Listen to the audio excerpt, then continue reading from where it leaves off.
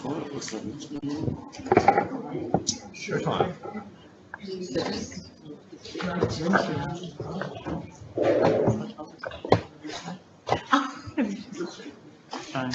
Okay. Lady will be alive. Get up to the knowing everyone, take off the sideways.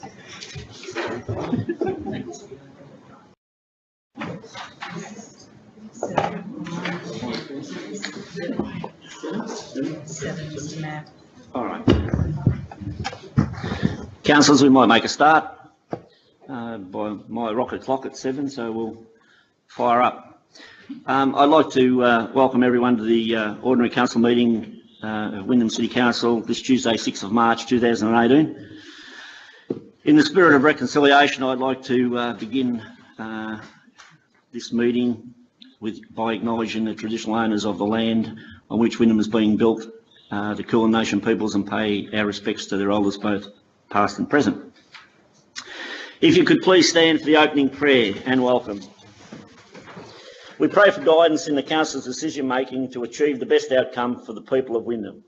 Please be seated. Councillors, I would like to welcome members of the gallery, press, councillors, staff here tonight for this Ordinary Council meeting. And we have some guests in the chamber. I would also like a special mention to our guests from Golden Plains Shire, who are here with us tonight in the gallery, and specifically mention Mayor Helena Kirby and her fellow councillors, and Mr. Eric Braslis, the Chief Executive Officer and the Executive from the Golden Plains Shire. So welcome. Some of you may have seen the notices in the foyer tonight, but for those of you who didn't, I would like to make you aware of the following. This meeting is being recorded and live streamed on the internet, and the recording will be archived and made available on Council's website. Whilst all care has been taken to ensure that your privacy is maintained, please be aware that your presence may be recorded. Madam CEO, do we have any item 2 on the agenda? Madam CEO, do we have any apologies or requests for leave? Mr Mayor, we do in fact have one apology this evening from Councillor Heather Marcus. And Mr Mayor, Heather Marcus, Councillor Heather has also requested a leave of absence for 7 days, effective from today, Mr Mayor. Thank you, Madam CEO. So, councillors, the motion is that, and we have a leave of absence motion, that leave of absence be granted for Councillor Tony Hooper from 27th March to 20th April 2018 inclusive. Can I have a mover, please? Councillor John Gibbons, the seconder, Councillor Kim McElhaney.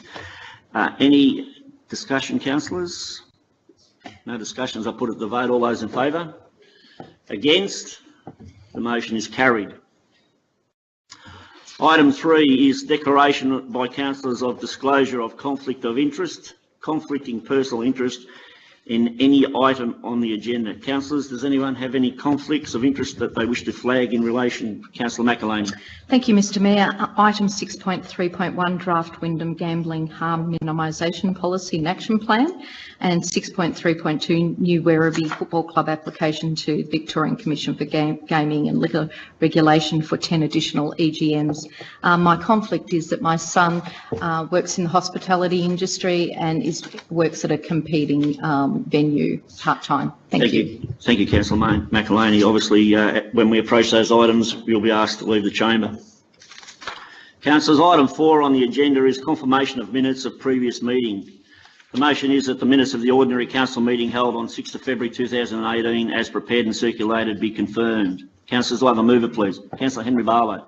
Seconder, Councillor John Gibbons. Councillors, any discussion? No discussion. I put it to the vote. All those in favour? Thank you. Against? The motion is carried. Item 5, we have deputations and presentations, and yes, we are moving. No, we're not. The lectern. A presentation of Mayoral Youth Awards for the December quarter 2017.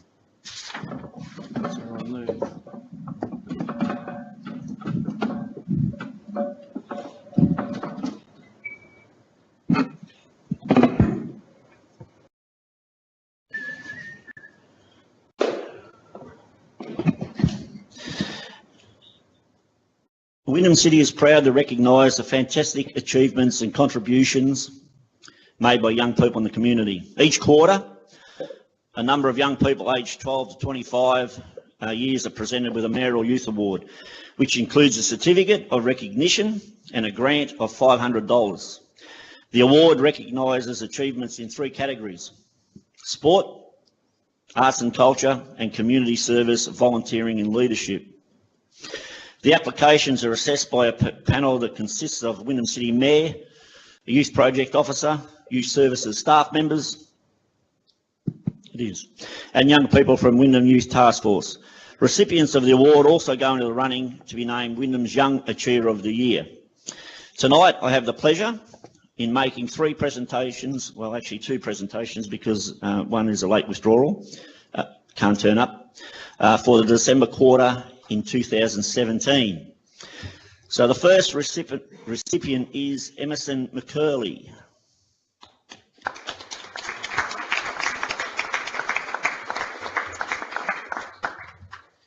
So you get to stand by me while I read your little blurb, Emerson. So Emerson is being recognised for, you're quite tall. Yes. It does. Is being recognised for her achievements in sport. She is 16 years old and lives in Hoppers Crossing. Emerson has a goal to one day represent Australia in the Olympic Games and has many medals in local, state and national level swimming competitions, often competing through injury. She has qualified for the Commonwealth Games trials in backstroke. She also mentors the young swimmers at her club. So I'd just like to congratulate Emerson on your achievements in sport. And I'm going to make a presentation and then you get to make a little bit of a speech. So there's your award, and the goose's neck or cheque is at the back. Thank you. We were going to say the cheque's in the mail, but it's actually in the envelope now. So you get to say something. Okay, I'd just like to thank the council for giving me this award, and I'd also like to thank my parents, especially my mum, who's here tonight. I wouldn't be the swimmer I am today without her. She does a lot for me. And also to my sports teacher who actually wrote my application, Mrs. Steen. She's here tonight as well. She has supported me so much and helped with everything, so thank you. You're welcome.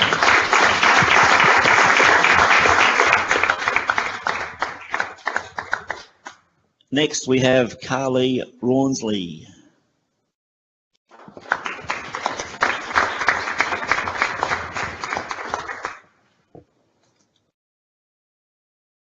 Tall again.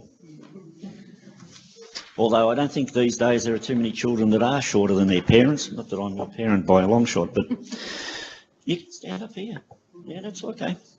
So Carly is being recognised for her achievements in community service, volunteering and leadership. She's 17 years old and lives in Tarneit. Carly has shown great adversity through personal and financial barriers and has recently received a High Achievers Award for her efforts in physical education and food technology. She has had many years' experience with Scouts and hopes. I used to be a Scout once. I did, a long time ago, but I used to be. She has many years' experience with Scouts and hopes to soon join cadets with a goal of joining the Defence Force and becoming a lawyer to help people. She consistently demonstrates focus with all her classroom tasks and tries to assist other students who are in need of her support. Her efforts recently earned her a Student of the Week title. Congratulations, Carly, on your achievements in community service, volunteering and leadership.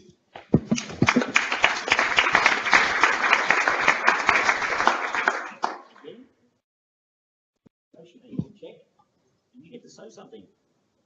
Yes, you can.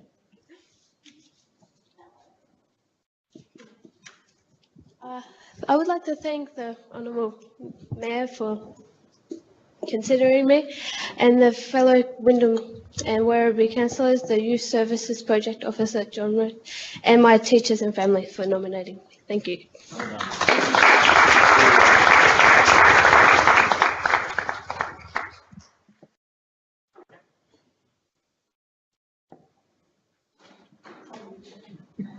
That's all right, we're multi-skilled here. That's good leadership, Mr. Mayor.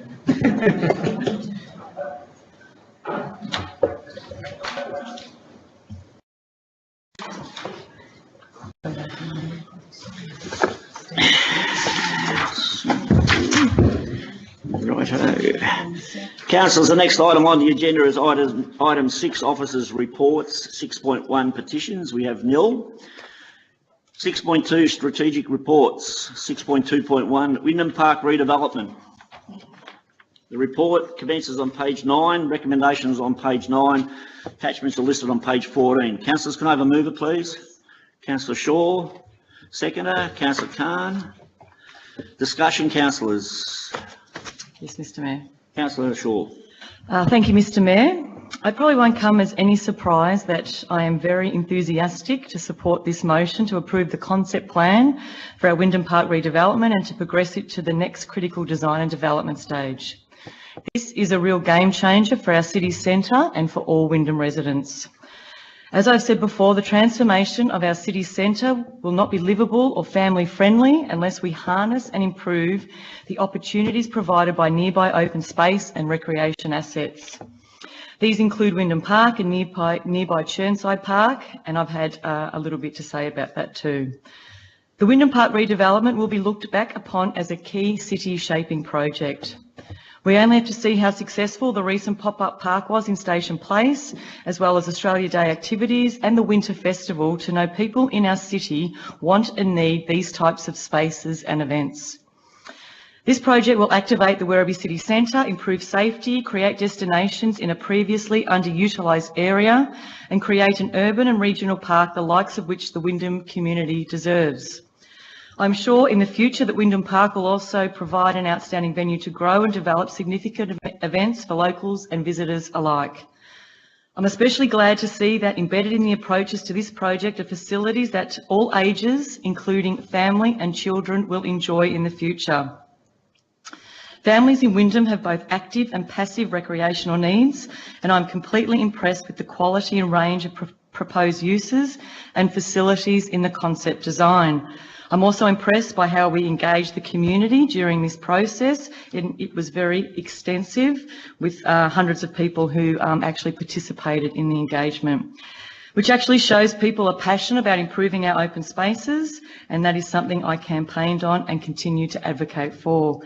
It's important to highlight the Chirnside Park master planning work we will undertake this year. We'll also look at how we link these two very important sites together with our city centre. Mr. Mayor, in closing, I want to say how much of a privilege it is to be part of a city shaping project like this one. It's times like this I know I'm representing my community well and making a difference, and of course this would not be possible if it wasn't for the healthy relationships we and I have already developed with the community and with council staff. Thank you, Mr. Mayor. Thank you, Councillor Shaw. Councillors, are there any speakers against this motion? Any further speakers for it? No further speakers. I've put the motion. All those in favour? Hands up, please, so I can see them. Against? The motion is carried. Thank you. Councillors, item 6.2.2, Echoville Common Property Proposal. The report is on page 15, recommendation page 16, attachments nil. Councillor, can I have a mover, please? Councillor McElhaney. Seconder, please. Councillor blank. Mine went blank. Councillor Hooper. Sorry, mate. Yeah, I know, thank you, but you do like me. Councillors, is there any speakers for this motion? Councillor McElhaney. Thank you, Mr. Mayor. I'll be speaking in favour of the officer's recommendation. As the Safer Communities portfolio holder, I share the community's concerns regarding the safety in and around the Echoville Community Park. Every resident should have the right to go about their daily duties without fear, and the events over the last few months of a small number of people have had an impact on how safe our residents feel in their homes, in their parks and in the community. Mr Mayor, I take my portfolio serious, and what we saw over Christmas period was totally unacceptable. And while we all should have been enjoying Christmas, a lot of people, including the media, were causing havoc, and a number of youths were causing vandalism caused by disengaged youth. I have given a lot of thought to the best approach of managing these issues, and I've come up to the conclusion that taking responsibility of the Ecoville Park is not the silver bullet we might have hoped for. We know that the police are patrolling the area regularly, 24/7, and diverting valuable resources from elsewhere in our municipality. And while this has improved the situation, we know that some of the behaviour has been displaced to nearby council-owned parks and shopping precincts.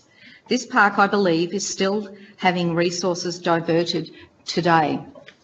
And to be honest, I don't think our police officers should be security guards of a private community park. So I make it clear that council taking ownership will not solve this problem.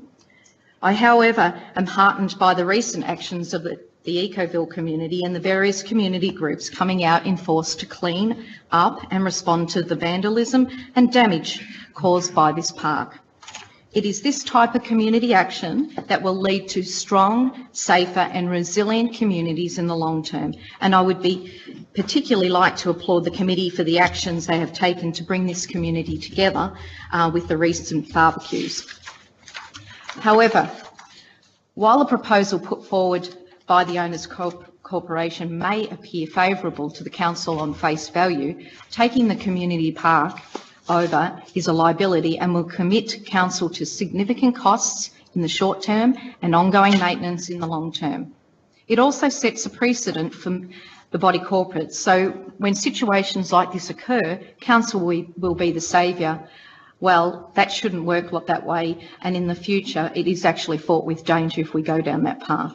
I agree with officers that taking on a smaller parcel of land makes sense, as it is adjacent to the council-owned land, and we already maintain. But I can't justify taking over the park when we know that this community is already well serviced by open space. The inclusion of this park in the original subdivision was above and beyond the open space requirements for this area. The broader issue here is setting a precedence that would set up for similar owner corporations who may get the impression that council will bail them out when they no longer have an interest in taking care of their common property. While I struggled with this decision because it's been going on over a number of months, I do believe that this is the right decision for the broader Wyndham community in the long term. Thank you, Mr Mayor. Thank you, Councillor McElhaney. Councillor, any speakers against this motion? Councillor Gilligan. Thank you very much, Mr Mayor. I oppose this recommendation tonight because this recommendation does absolutely nothing to address the Ecoville Park catastrophe. Multiple front page stories on the Herald Sun, stories of gangs and the community disharmony has delivered significant reputational damage to the suburb of Tarneit. The choice for councillors was a simple one. Do we accept the need to support Tarneit residents, ensuring that this community park was brought back to its full potential? Or do we walk away and let the park be bulldozed for a developer to simply walk in and profiteer off the site? The benefits for accepting the community park into council hands are strong.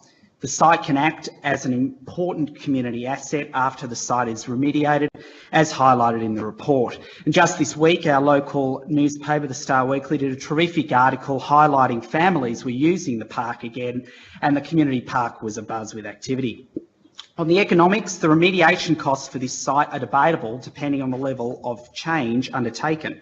What isn't highlighted in the report is the actual land value, projected to be far higher than the cost of the rehabilitation, a net positive for this council should it have taken a decision to take this on. Now, some will argue that we should not bail out the community park or the body corporate who runs and operates this site. However, last time I checked, we're not talking about greedy bankers or banks or who presided over a global financial crisis and who are asking for a bailout.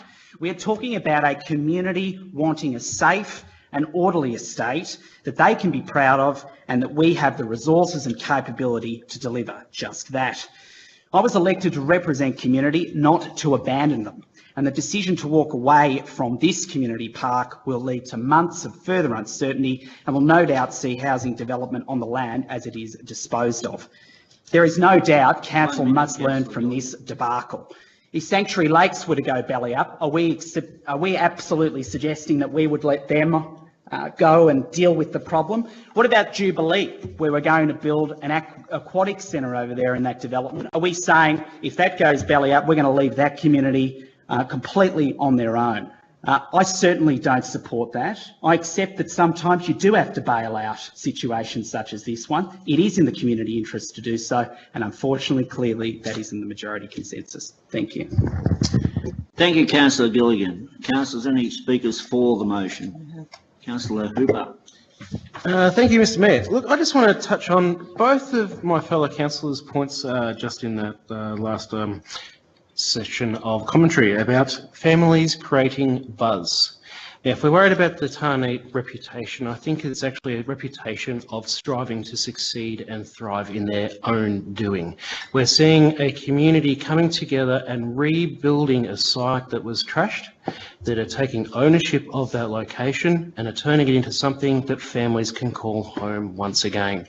Now, I don't know what the body corporate will do in the future, but right now they are taking great strides to rebuild their community. And who are we to say they cannot do it? Who are we to say that they are unable to step up and make their own destiny? Thank you, Mr. Mayor. Thank you, Councillor Hooper. Councillors, any further speakers against the motion? Councillor Khan. Thank you, Mr. Mayor. Look, can I echo my fellow councillor's voice, Josh Gilligan's, and his concern. I think if we do that, we're giving a encouragement to those people who destroy our city, and this will be the precedent. And I'm not sure why we have to go when we know that the matter is outstanding in a court, and then VCAT says that the 19th of March will be the hearing. So now we're making a decision before the court, which is going to happen on 19th of March. I'm not sure. I've been asked to make a decision where this case has already been in VCAT, which is the 19th of March this month. Now, if we do go that path, it's clearly message sent out. We are not able to defend our city, and we are now walking away, as Councillor Josh Gilligan said, the responsibility. Now, we want to make sure this park stay and send a message to those people who have destroyed this park reputation. I do agree with that. It's been in Channel 9, 7, so all sorts of channels, and also the newspapers, and it does have created a problem for the Tarneit, and it does have impacted on the branding of Tarneit. But I'm not sacrificing because the gangs and all these people can come to city and destroy my beautiful park. I've just been voted for a park. We're spending nearly $11 million making a park, and here is who now walking away responsibility of the park now. So can I say this is Ecoville Park? It's a great concept. It should remain a park. I will not be supporting taking responsibility or handing out to the developers all prospective beneficiaries from they can have. And I do agree that number of residents believe we should take responsibility. If my wish, we should install security cameras, and therefore we can protect the assets. And this is one of those, I think we like it. We all love the parks. Thank you, Mr. Mayor. Thank you, Councillor Khan. Councillors, are there any speakers for this motion? Councillor Shaw. Thank you, Mr. Mayor. I am speaking in favour of the recommendation tonight because I am concerned about the estimation that upgrading a new park could cost anywhere from $400,000 up to $1 million, according to the report. However, I do support Council taking effective control of the small parcel of land at the corner of Leeks Road and Crossway Avenue for future affordable maintenance and landscaping. Clearly, I'm not opposed to acquiring the park, and many will know I'm a huge advocate and supporter of parks and open space for our community. I just spoke about that. But my passion does have some boundaries. I think we are receiving very sensible advice from officers tonight that the costs and precedent are two sound reasons why we should not acquire this park at great cost to ratepayers. The fact that the existing community has access to other open space is also a sound reason why we should not jump in and say yes to every or any proposal that comes before us. While I appreciate the safety concerns that go with this park, there are other solutions open to the Owners Corporation, one of which they're testing at VCAT in a few weeks' time. Mr Mayor, I do want to stand back and reflect on an emerging problem, not about this place and this proposal, but about the types of negative consequences of developers building community assets that may have very negative legacies for new communities. Community assets built to attract buyers but might not be sustainable in the long term and then become a council problem to fix. If you look around ours and other growth areas, it seems large developers are building regional scale or non-local scale assets purely to drive up sales in their estates. Some might say this is fair and it's only market forces at play. But stand back and think about the consequences. Think about the pirate ship incident and now this one. Are the competitive urges of developers in our growth areas leading to legacy assets that are poorly designed and unsafe? I think there is evidence that this might be the case, and perhaps we need to be having discussions with the VPA about this emerging trend in the future.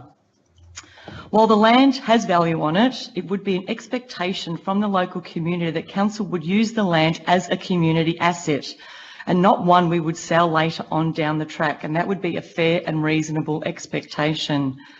As it stands today, in my view, there is more benefit to the owners' corporation in offloading this asset to council with some pretty stringent conditions attached. Thank you, Mr Mayor. Thank you, Councillor Shaw. Now we've had speakers for and against. Are there any further speakers on this matter? Councillor Barlow. Thank you, Mr Mayor. I think it's a crying shame that in our municipality we do have people who will destroy other people's property, and I think that's a crying shame.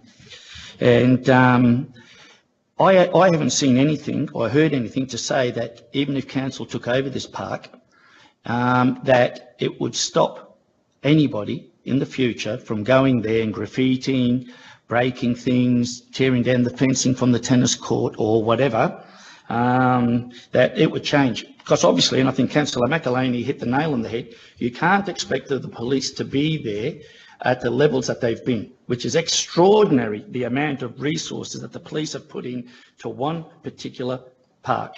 So once that all changes, we buy it, for example, and we maintain it, there's absolutely no guarantee that whoever has been destroying it in the past would not show up again and destroy it. And we will go and spend ratepayers' money in repairing and replacing. I then say on Councillor Shaw's comments, I think that that's a very valid point, because over the years there have been many instances, and I live in a body corporate myself, and I actually look after the body corporate and make sure everybody pays their money every year to the insurance company, and I do all of that. But if something happened at our body corporate, I wouldn't expect the council to come and bail me out. It's my responsibility. And this is what happens when you have developers, and I think Councillor Shaw hit the nail on the head. They put things in place so that they can attract a good price for their land and for their housing, and people buy in because of that. But when you buy in a body corporate, you own the asset. You own the responsibility. And I take on board the people there, even though they've made no decision yet, because this is all happening on the 19th of March at VCAT, the people there actually have taken control of their park again, maybe like they did years ago. They've taken control over it again. They've improved it. I drove past it over the weekend because I was up the Penrose Community Centre on the Saturday, so I drove past and had a look, and it looks good. Looks good. All they've got to do is, because they own it, is continue to look after it. And if they can do that, then a lot of these issues and problems will go away, or they may not return, or they may return back in a small way. But again, if you own something, it's your responsibility to look after it. And I'm concerned of the precedent, and I'll be very quickly, Mr. Mayor. I'm scared of the precedent because there are a number of developments coming on board who are putting in assets that are worth millions of dollars. And if one day, 5 years down the track, 10 years down the track, the people who are running the body corporate there and paying big bucks to live in these areas turn around and say, we can't handle this, we want the council to take it over and continue to run the aquatic centre or to continue to run this, it's an impost on the council We should be monitoring what the developers are doing and the legacy that they leave behind. Thank you. Thank you, Councillor Barlow. Councillor, is there any further discussion on this matter? Being no further discussion, I'll put it to vote. All those in favour of the motion? Against? The motion is carried. Item 6.3, 6.3.1, the draft Wyndham Gambling Harm Minimisation Policy and Action Plan 2018 to 2022. Yes, my apologies. Got to go. The report commences on page 22, as does the recommendation, with attachments printed in a separate document on pages 3 to 38. Councillors, can I have a mover, please? Councillor Gilligan. A seconder, please. Councillor Hooper. Councillor Gilligan. Thank you very much, Mr. Mayor. When you play the pokies, the odds are stacked against you. The pokies play you. Just today alone, Wyndham residents will have lost $292,000 on pokies, the equivalent of virtually paying off a mortgage on a Tarney or Wyndham Vale family home each and every day. We are on track to lose over $100 million this year, and Wyndham's total capital works infrastructure budget is around $120 million, and this should put into perspective the challenge before us. Council's harm minimisation strategy will seek to even the odds so that the Wyndham community can no longer be taken advantage of. We're committed to stop the further flooding of poker machines in an attempt to address the predatory behaviour of the gambling industry on vulnerable members of our community. This is Council's strongest policy on gambling harm minimisation in a generation. A commitment to review our gaming policy against our planning scheme to make it tougher for more pokies around social infrastructure in our city is a great example of putting actions to back up our words in this strategy. And Council will have a zero tolerance to the use of facilities and resources for the purposes of engaging or in promoting all forms of gambling. We will question the significant taxes that we pay versus the community benefit we receive. Whilst gambling on the pokies is a legal form of entertainment, the impacts are undeniable, and we all have a social responsibility to mitigate these losses that are happening in one of the fastest growing municipalities in the country. Finally, I want to thank the members of the Wyndham Gambling Reference Group for their contributions, as well as the varied council officers that have ensured that we produced a high quality plan for Wyndham. I encourage residents to submit their views as part of the community consultation on our strategy, and look forward to getting to work on implementing this policy upon its adoption. Thank you. Thank you, Councillor Gilligan. Councillors, are there any speakers against this motion? Any further speakers for this motion? Councillor Barlow. Thank you, Mr. Mayor. I agree with Councillor Gilligan. It's amazing the number of people who actually are losing large amounts of money in gambling. And to be honest, I think there are many people who are losing money still on the horse races and sports betting online. I quite often see, I'm a member of a number of clubs, I quite often see people who rip out their phone and all of a sudden are betting on football matches, betting on rugby league, betting on horse racing in Singapore, and to me, from my understanding, and I was part of this going back about 15 years ago when we helped change the rules, like the $200 maximum betting that you could take out of AGMs and that. I was involved with looking at harm minimisation back then, and I'm still fully supportive of it. The trouble is that gambling to excess is an addiction, no worse than ice, no worse than an addiction to smoking. And I think that we can put into place a whole range of things, but I would like to see also what can we do on the social service side of it to actually, if we can identify people who have got gambling addictions, to actually help them overcome these addictions, because it's like, and I saw my father do it for over 50 years. He'd give up smoking today, and in a week's time he'd buy another pack of cigarettes. He tried smoking pipes. He smoked cigars, then he'd give them up for a while and whatever. And in the end, the cancer, lung cancer, killed him. He knew that it wasn't good for his health, but he continued to do it and never sought help. So I think gaming is very similar. People do have it. You can actually ban yourself from going into places to gamble, and yet it's not what would I say? It's not enforced, because what happens is you may be banned from a club here in Wyndham, but you go to the one in Altona, and they don't have you there, so you can actually gamble on the pokies as much as you like in Altona or in Williamstown or in Melbourne on the way home from work, and it's not stopping the gambling. So I'm fully supportive of this, but I think we should look at identifying people who have got problems, getting them to identify themselves to the relevant services that are available, and helping them wean themselves off gaming, because asking them to do it on their own or policing it is extremely difficult to do. So let's hope we can do that, because I do know of people who have lost an awful lot of money sitting there hour after hour at a gaming machine for the sake of thinking they're going to win it big. Thank you, Councillor Barlow. Councillors, any further discussion on this matter? Any speakers for? I asked before if there are any speakers against. Are you speaking for or against, Councillor Khan? Mr Mayor, I'm speaking against this policy. Against? That's right.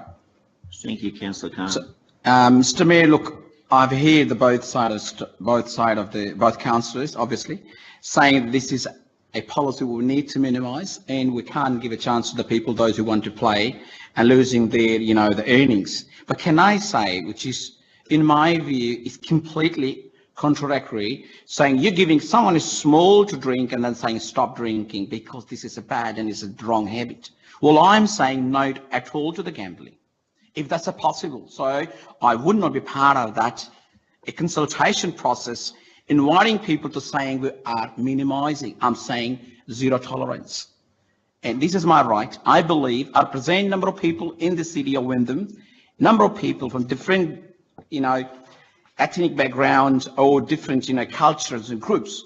There are strong belief in wider Australia, gambling, no one have been benefited from the gambling. This is a bad habit. We know what happened to the families. When families goes, they loses the earning per week they bring to the family. And there's a lot of divorce, a lot of violence. There's a byproduct of this. I cannot be ethically part of this policy, which is going out for consultation, because what it does to the people when you invite people, as you said, Mr. Former Mayor Henry Barlow says that now it is access to the addiction. Now, I cannot be part of at all to the addiction. I know there's a number of government have lost elections just saying no gambling, such as in Tasmania. But doesn't mean to say that now I cannot be part of that process or invite people. If something getting harm, I'm not a part of the harm. There are many ways we can provide entertainment to the young in families and protect the families rather than promoting the things which is not good for the community. And so therefore, I will not be supporting the consultation process, even though it's for minimisation. I'm not at all. Thank you, Mr Mayor. Thank you, Councillor Khan, for speaking against that. Councillors, is there any speakers for it, for the motion? Yep. That haven't? Thank you, Councillor Hooper. Thank you, Mr Mayor. Look, I just wanted to highlight that this policy that we're looking at is one about maturity and entrusting our community can step forward with positive steps towards gambling. Now, we had an opportunity back at White Ribbon Day, actually, around that time, to have a mature conversation with the state government about the poker machines in our area. But both sides of politics decided to ram through the legislation, and they had 5 years to do it and decided to do it in a day. Now, anyone who knows politics knows that's an amazing rate of knots when it comes to legislation getting through both houses of government. Well, there's only one house at the time, but anyway. But long story short, we have got an opportunity now through this policy to have a mature conversation with our community about what it means to have poker machines in our community. And I trust that the feedback that will come through this process will be quite good. Thank you, Mr Mayor. Thank you, Councillor Hooper. Councillor, are there any further speakers on this matter?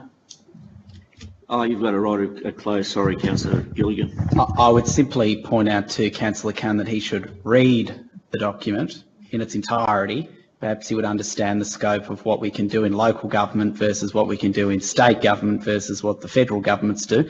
And then he would understand that the limitations around the regulatory elements of gaming would prohibit us from being able to, in some respects, reduce, if not the entirety of poker machines in this city, but certainly being able to reduce them either through a cap or even a net reduction would be something that we advocate for as a key priority in this document, but obviously is a matter for other tiers of government. Thank you.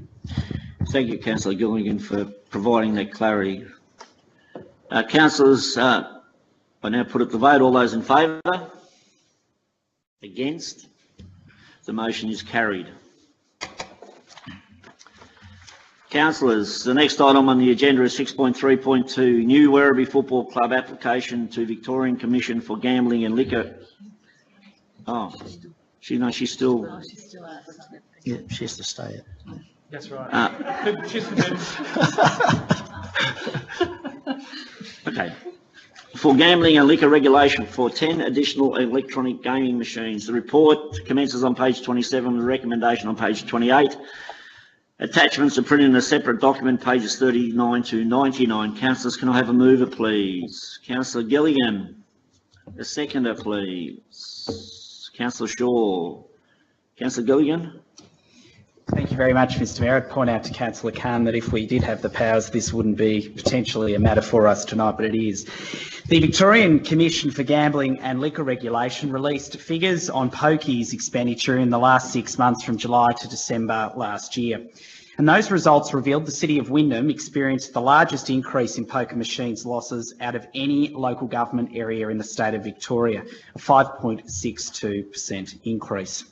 We've seen in the state of Victoria some interesting conversations, whether it's on the front page of the Herald Sun over multiple days around poker machines and the responsibilities of the Australian Football League, the AFL, to a study that was just commissioned by Monash University that included the City of Wyndham, and it determined in that study that the AFL's dependency on pokies does have a causal link to domestic violence rates, particularly when you consider the saturation of pokies that were owned by those AFL clubs, and in the areas in which they were owned, the correlation to the increase in domestic violence.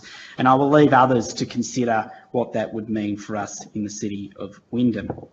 When you consider the Brooks on Snyde, that is a particular venue owned by the Geelong Football Club, and demonstrates a dependency of sporting codes on making revenues out of Wyndham residents. I must add that the Geelong AFL Club are leading by example in committing to sell the venue and divest of its poker machines. And I believe that the AFL has a responsibility to not just look at this from a Premier League, but to consider the suburban clubs that they need to support in tackling the dependency that they have on poker machine revenues to a more socially acceptable model. I understand the difficulties that sporting clubs like the Werribee Football Club have and the dependency that they have on these revenues in order to deliver the competitiveness, the viability of the club in our local community. And that is why it is important for the AFL to consider the role that they play in supporting suburban clubs. And I hope this is a great example tonight of what they can do and what they should be doing for the times ahead to support it. On this application specifically, I find it interesting that the venue itself is open for 20 hours a day on weekdays and up to 17 hours a day on a Sunday. I live in Tarneet, and if I travel down to the Tarneet West Coles at 1 a.m. in the morning, I highly doubt I would be able to get into the supermarket. I go down to the Tigers clubhouse and I'll be able to get in and gamble my life savings away. Put that in the context of the community that we should be proud of or they're not proud of. And that needs to be considered in terms of this application, and indeed considered in the context of where we want to go as a community in what seems to be, in my view, perhaps times that are not socially acceptable. So when we consider this application, I am incredibly proud of this council because it is investing in making sure that we look at every application that comes forward on its merits, that we invest in a social and impact responsibility assessment, and we consider each application on their merits. A great example of the direction that we are going through, and as I stated, a strong policy that we are looking to implement in a generation. So they're the points that I want to make on this, Mr Mayor. I think this will be an interesting application. I am glad to see that we are taking a position currently to oppose these applications, these EGMs, And I hope that the points that I've made tonight do reflect the issues that we have in relation to the increase in EGMs, and I guess for the future as well. We are a growing municipality. That means that for the gambling industry, this is a very attractive place to want to invest more poker machines in, and I hope that we don't see these sorts of applications in the future. Thank you, Mr. Mayor. Thank you, Councillor Gilligan. Councillors, any speakers against this motion? And further speakers for it? Councillor Barlow. Yeah, Mr. Mayor, I sort of, having lived in the municipality for over 50 years, it saddens me that football clubs in this area have to actually rely on poker machines. My heart goes out to the Werribee Football Club because it's got a great and proud tradition in that, and I know there's members of the community here tonight that there were, back in when there was only about 10,000, eight, you might have to correct me, Betty, I think, 8 to 10,000 people in the town, we had something like about 7 or 8 football teams. And in the late 50s, the decision was made, if I remember correctly, if my history serves me correctly, that these clubs would fold and form one powerful team to play in what was then known as the VFA, which was the oldest football league in Victoria at the time. And many people in Werribee actually sacrificed a game of football on a Saturday to create one team. And this club's been going for all of these years. And I remember when the VFA or the VFL threw us out of the competition, and we all met at the ground and we all bought our membership tickets and we got the club to survive. And it's survived since in partnerships with other AFL clubs. North Melbourne have walked away after 10 years and the club has to survive on its own. One club, one team, no reserves, and they are limited in the amount of money that they can create to survive in the second tier of competition in this municipality. And my heart goes out to them. I don't get to go to every game. I might only see 1 or 2 games in a year, but I really feel for them. Unfortunately, based on the council's policy, we have to vote against the application of 10 extra machines. What 10 machines is going to mean for them, I don't know. That's not my job to actually run the club or to raise money. But it's a pity, and I want to just make it here on the public record, that for the Werribee Football Club to survive, it needs the support of the 250,000 people who live in the city of Wyndham. Yep. And if only 1 out of every 100 of us bought a membership ticket, they wouldn't need any extra poker machines. Wouldn't need it. And the club would survive and it will grow, and they'll be able to get young talent in the municipality. We can pay them to stay, because I'll tell you now, there are 19 and 20-year-old kids who can go and play in the Geelong League and pick up $500 to $1,000 a week playing football. And that's a great travesty, I think, in our young talent going elsewhere to play their football. So I will be voting for this, but as I said before, I'm put on the public record that we should be supporting the Werribee Football Club. Thank you, Councillor Barlow. Councillors, any further speakers for this motion? Councillor Khan speaking for it.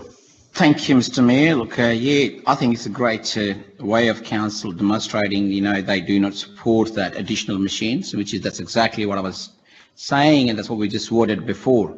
We're really minimising, supporting, encouraging people, and I do take a note of the Councillor Josh Gilligan's. Yeah, of course, this is state government policies, and the law needs to be changed. But can I say you have a courage to speak and do what you can do as you're presenting your constituents. You say no-go zone in my city. So that's the reason why I was making before. I do not support at all, even though we're speaking about the minimisation. Now, this is a great piece of work. Council's truly transparent. What is standing for the policy, just gone out for the public, it's standing for it, just not making up. It's standing for. I'm really proud. I'm really proud to see that they're supporting 10 additional, the machines. Those are going to destroy families' life. Can I say that now that Wyndham City has been ranked 8 out of 70 council in the state of Victoria. Those losing 8 out of 70. and EMG losses in Victoria, says on page number 24 of 67. Also, though, every adult will lose $599 per adult a loss of the revenue. Now, in totals, we have lost it. In 2016-17, we're 97.8 million. That is the figures. Tell something about that tells us this is really, as Councillor Henry Bala said, it's like ice. It's addiction. Keep out of it. Do not support it. I think we should run our city, say stick is no gambling at all in City of Wyndham, so we can save our future generation, where we stand for it and give them a good future, but not giving them addictions, as just described. Ice is not a good for the addiction, and we believe. Thank you, Mr. Mayor. It will be that longer, but definitely it's a great work we're doing it, and we'll be teaching a lesson for those people seeking this kind of approvals. And I do agree with the Henry Bala would say that now we're supporting that, particularly in any form, other form of the support to the Werribee Football Club, but not in that form what they're seeking. Thank you, Mr. Mayor. Thank you, Councillor Khan. Councillor, any further speakers for the motion? Being no further speakers, and as there was no one opposing, Councillor Gillian, you don't get to close. The councillors, all those in favour? Against? The motion is carried. 6.3.3 Community Engagement Framework Adoption. The report commences on page 33 with a recommendation on page 33. I beg your pardon, Councillor McElhaney. No, not really, but... Was it lonely out there? Yeah, so the recommendation is on page 33 with the attachments page 36 to 56. Councillors, can I have a mover, please? Councillor Tony Hooper. Seconder, Councillor Mia Shaw. Discussion, councillors. Councillor Hooper. Thank you, Mr. Mayor. Look, I just want to keep this one brief as well. It's exciting that we're going down this path of providing a clear framework with how we talk to the community about the issues that come up as council. We're setting down through this framework clear steps on how we will engage with the public so that we can get their buy-in on how we move forward together in concert as a council and community, because at the end of the day, we're the closest level of government to the community and we really should be your voice.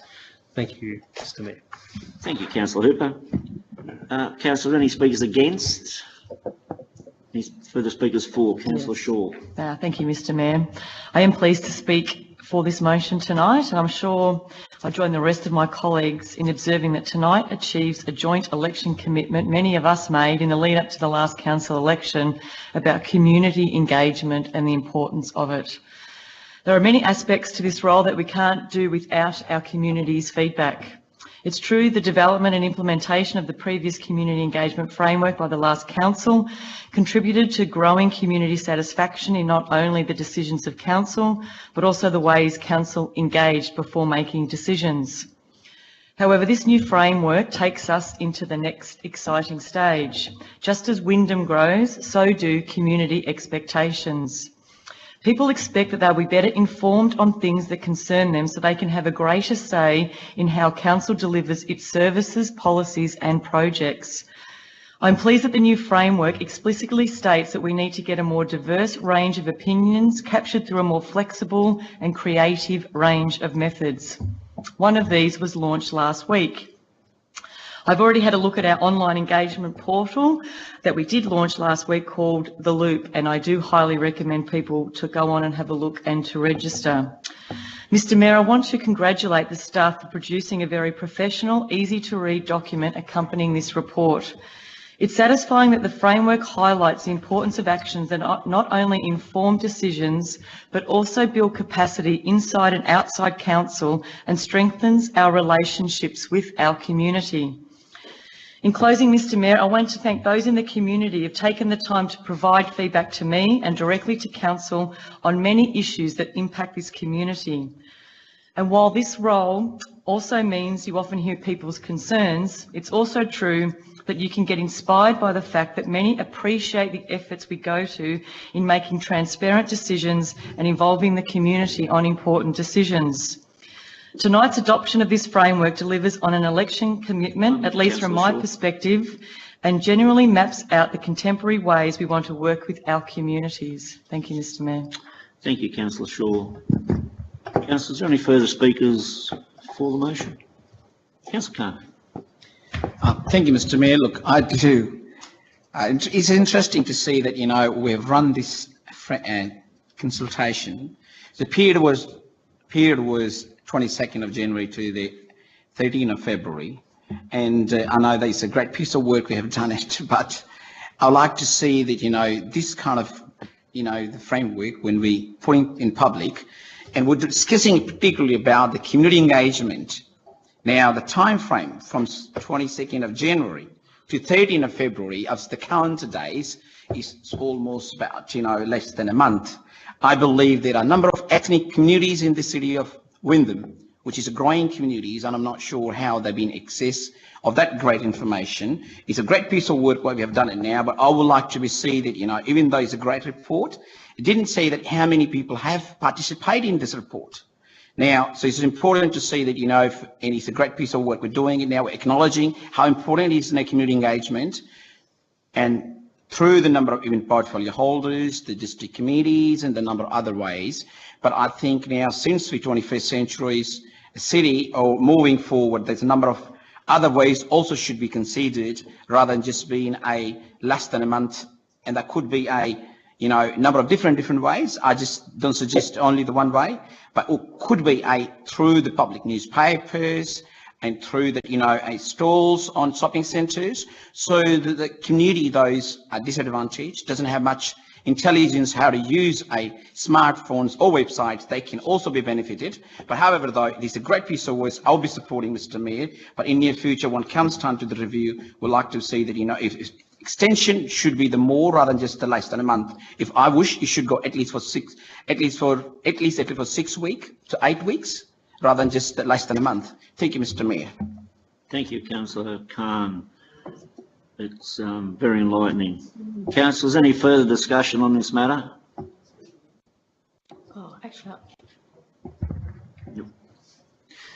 Councillor McElhaney. I'd just like to make note that the document was excellent. A lot of work has gone into it. There's been a lot of consultation. While it mightn't have the number in there, we're only engaging in the last couple of weeks again with the advocacy and the engagement of which our CEO did a comprehensive presentation to the district advisory committees and was asking for feedback. So I think 1 month was enough, and community engagement is ongoing and it's a continuous improvement. So while we only had a month of which there was no submissions, community engagement Point is of order, constant. Mr. Mayor. Is constant. Councillor Khan, please Thank you. quote the point of order, please. Thank you. Clause number 5B, the statement that will or are likely to mislead or deceptive a person, because it wasn't 1 month, from 22nd of January to the 13th of February, it doesn't constitute a month. And the time is important. Councillor Khan, I think it was actually 6 weeks, so your point of order is not allowed. Thank you. You're most welcome. Now, is there any further speakers? Councillor Gilligan. Thank you very much, Mr. Mayor. Look, I do feel the nature of work that has been put into this framework is pretty outstanding. This will put us quite well in terms of any future debates around things such as rate capping. We will be able to demonstrate a strong, robust way in which we engage with community, and in fact, the current local government legislation that's going to arrive in the Parliament really does show that we have thought well and truly ahead of what the Minister is requesting of other councils, which in my view stands us in an incredibly good position, knowing that we have the foresight of staff here today and into the future, demonstrating a statewide, if not sector-leading position on things such as this. So well done to Natalie Walker and her team. I think the document was so thorough I had to go through it multiple times, but it was certainly a very good framework, and that should be a great example, in my view, of something that other councils should look to and emulate, particularly in the western suburbs, when we want to advocate for projects of state and federal natures. Thank you.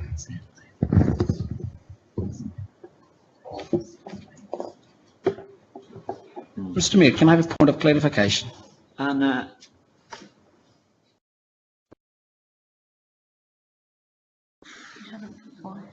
Councillor Khan, we're in a debate.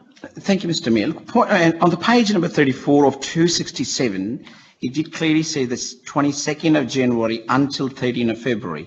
So my understanding was it's less than a month, and you just said that it was 6 weeks. So I'd just like to say, can you please clarify, it was six weeks or less than 4 or less than a month? Well, the information I was given, Councillor Khan, was 6 weeks, and I get to make the decision. Your point of order is not allowed, so please, Madam CEO, do so. Thank you, Mr Mayor, and I do acknowledge the confusion during the debate. So just to be very clear, through you, Mr Mayor, to Councillor Khan, the period of consultation was in fact a 6-week period of consultation. The formal exhibition period, though, is as articulated in the report, you quite rightly say, but that was just the public exhibition element, not the entire consultation for the development of the framework. That in fact went over a 6-week period. Thank you, Mr Mayor. Thank you, Madam CEO, and for those that have read the report would have been well aware of that, so thank you. Councillor, is there any further discussion on the matter? Councillor Hooper, because I'm the Mayor, I get to decide whether there's no one spoke against it, but I'd like to give the opportunity to close, if you wish. Thank you. Look, I think the first embodiment for me for this strategy is the Loop, an engagement tool that is available online, and I recommend to all residents out there to jump on board and register.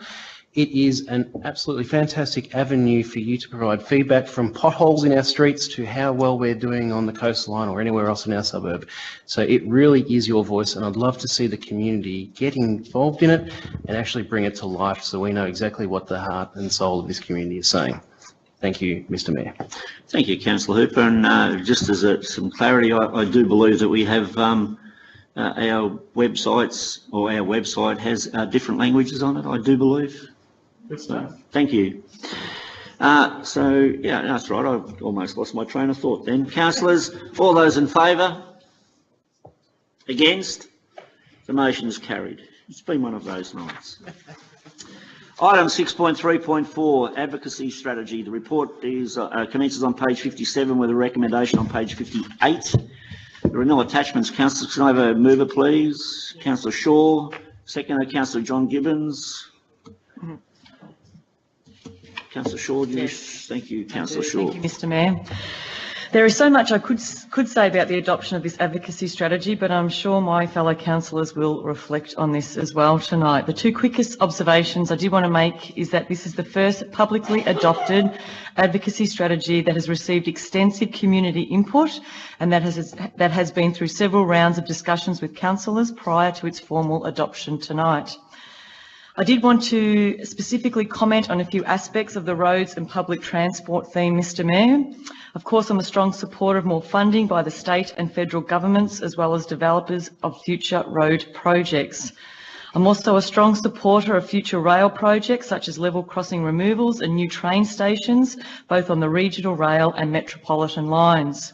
What I'm not a fan of, though, Mr Mayor, is the current poor accessibility and safety standards at Hoppers Crossing and Werribee train stations, receiving little or no attention, as well as the standard of maintenance. Nor am I a fan of the current state of the car park at Aircraft Station not receiving some ongoing love, although I acknowledge some potholes have recently been fixed. But it needs to be sealed and lined as a matter of urgency. Mr Mayor, I get that you don't get to spend millions on assets that may change over the medium to longer term. But given the importance of our train stations to families and workers throughout and beyond Wyndham, these public assets need some ongoing love and attention. This is why I'm glad to see Council is actively talking with the relevant ministers, Metro Trains and Public Transport Victoria about these issues at my request. It's also why I'm glad to see safety and accessibility as key sub-themes within our roads and public transport advocacy agenda. Thank you, Mr Mayor. Thank you, Councillor Shaw. Councillor, is there any speakers against this motion? Any further speakers for it? Councillor Gilligan. Thank you very much, Mr Mayor. Look, I was out at a community event a fortnight ago, and one of the conversations that we were having was in particular around the Tarneet Station.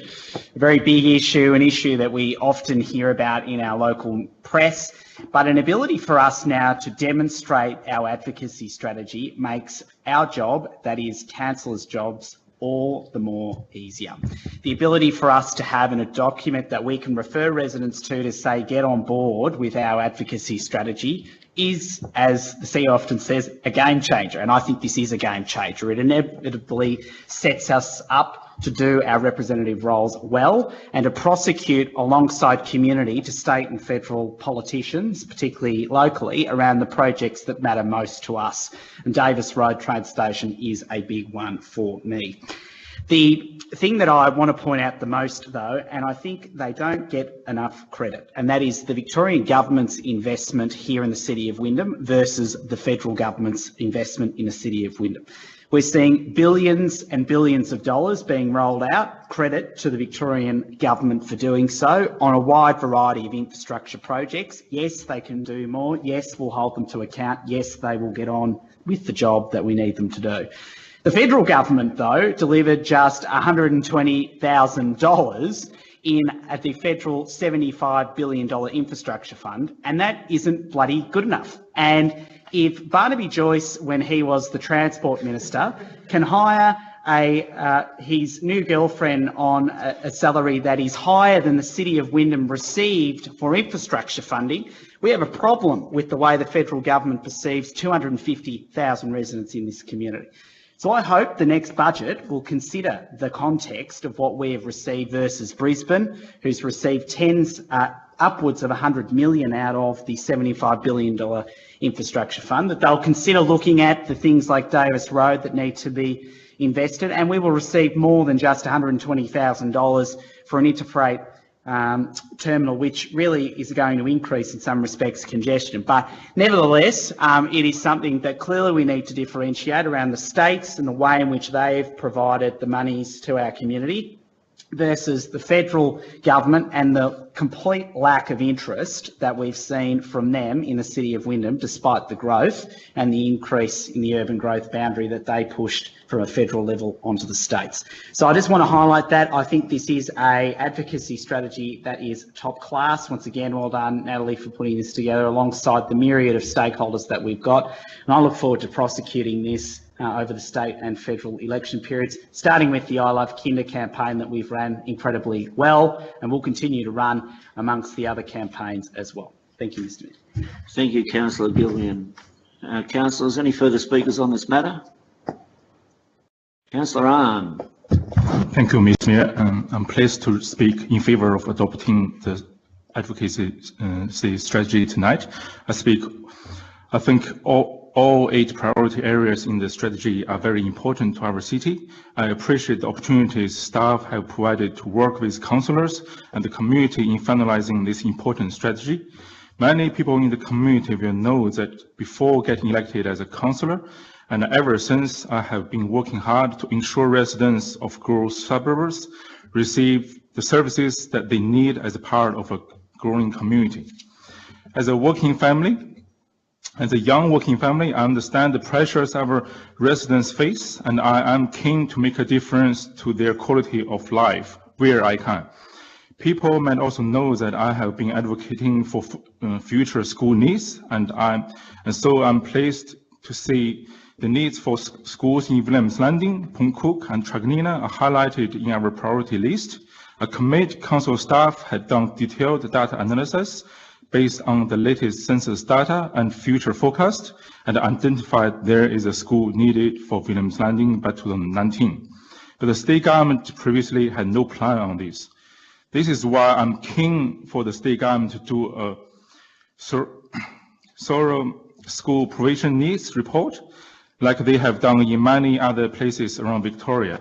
Such a detailed review of emerging needs for both primary and secondary schools and not only takes into account demographic changes, but also key access opportunities and constraints within and across suburbs.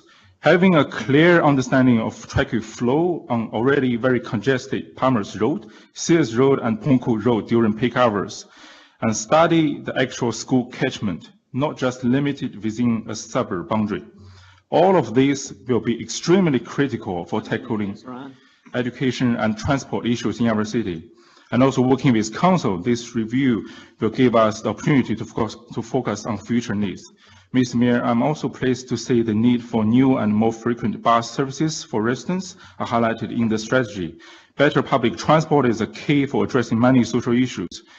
And better public transport is also key for tackling transport issues as well.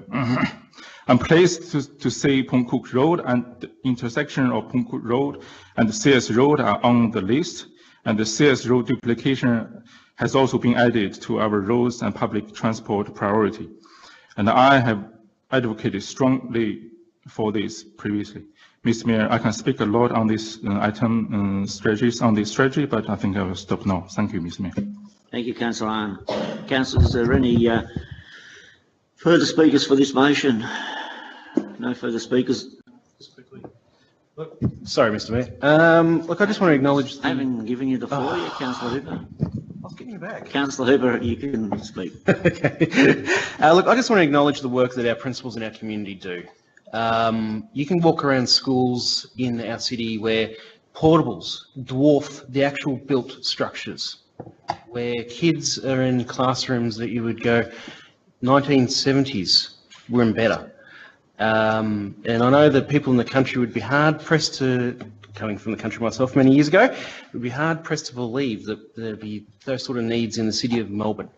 But that's the city that Wyndham is facing with. Our principals do an absolute fantastic job making those spaces not just a place for education, but a place for communities to thrive in and our kids to thrive in as well. So I just want to acknowledge that group, and as we go forward advocating for your needs, that we're certainly thinking of your work at the same time too. Thank you, Mr. Mayor. Thank you, Councillor Hooper. Councillors, any further discussion? Councillor Khan. Thank you, Mr. Mayor. Look, as set out in the Local Government Act in 1989, it is the role of the Council to provide a governance leadership for the local community throughout the advocacy, decision-making and action. And this is one of the documents we are actually truly following the Local Government Act. So can I say there's a number of items the previous speakers have spoken about, that's the passionate, and these are things particularly like my fellow councillor, and talking about a school in Williams Landing, this is what the community wants, and this is sort of document, you know, will be actually telling the state and federal politicians what the community looking for. But broadly though, I think we have to see that, you know, that our city is now growing. It's bigger than the Geelong now, and very soon will be a size of Canberra. So this document is actually very, very important. Tell us what needs to be done. These are the wish list, all the things we need immediately. But can I also say that now I'm proud to be part of the council who constant changing document, working it, and up to the document what we need, and needs all the time, keep changing it because we are such a great and growing council. Now the issues at the moment we're facing, I'm glad that council is standing for primary and secondary education, early childhood families, and talks about that all listed here. These are 8 issues we have at the moment, and these are the paradise. They've been paradise. Now the cities are now 80 babies born every week. 90, 80 plus, 90, or you know, the more. Thank you, correcting me. And that what that means. Point of order from the chair, so I won't. Thank you, Mr. Mayor. Look, that what tells us we are proud to have that many babies, but where are we going to put them? We need a better schools, better kindergartens, and better roads. Now, I'm not saying the roads are not good enough to drive luxury cars, but these roads need to be changed.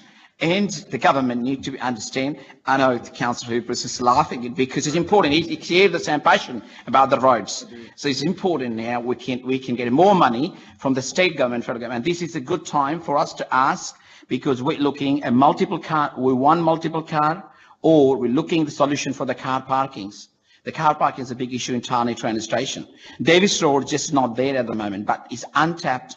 It's regional railway track, which has been particularly made it for the purpose, so we can have a community surrounding and train station is still waiting list. And that is something we need to be constant going out and seeking more funding.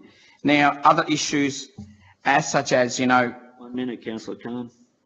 thank you, Mr. Mayor. Like, I'm always been passionate about the coastal line. Can I say this is not part of at the moment here as a particularly a priority, but it's important. We should also be looking at how we can activate a great beaches of the great city of Wyndham and make livelihood, ask more funding for state and federal government so we can provide a better service to the citizen of the resident of the Wyndham. Thank you, Mr. Mayor. Thank you, Councillor Khan. Councillors, any further discussion on this matter before I put it to the vote? No? Councillors, all those in favour? Against? The motion is carried. 6.3.5, 2018 Local Government Association of Australia Assembly motions. Sounds interesting.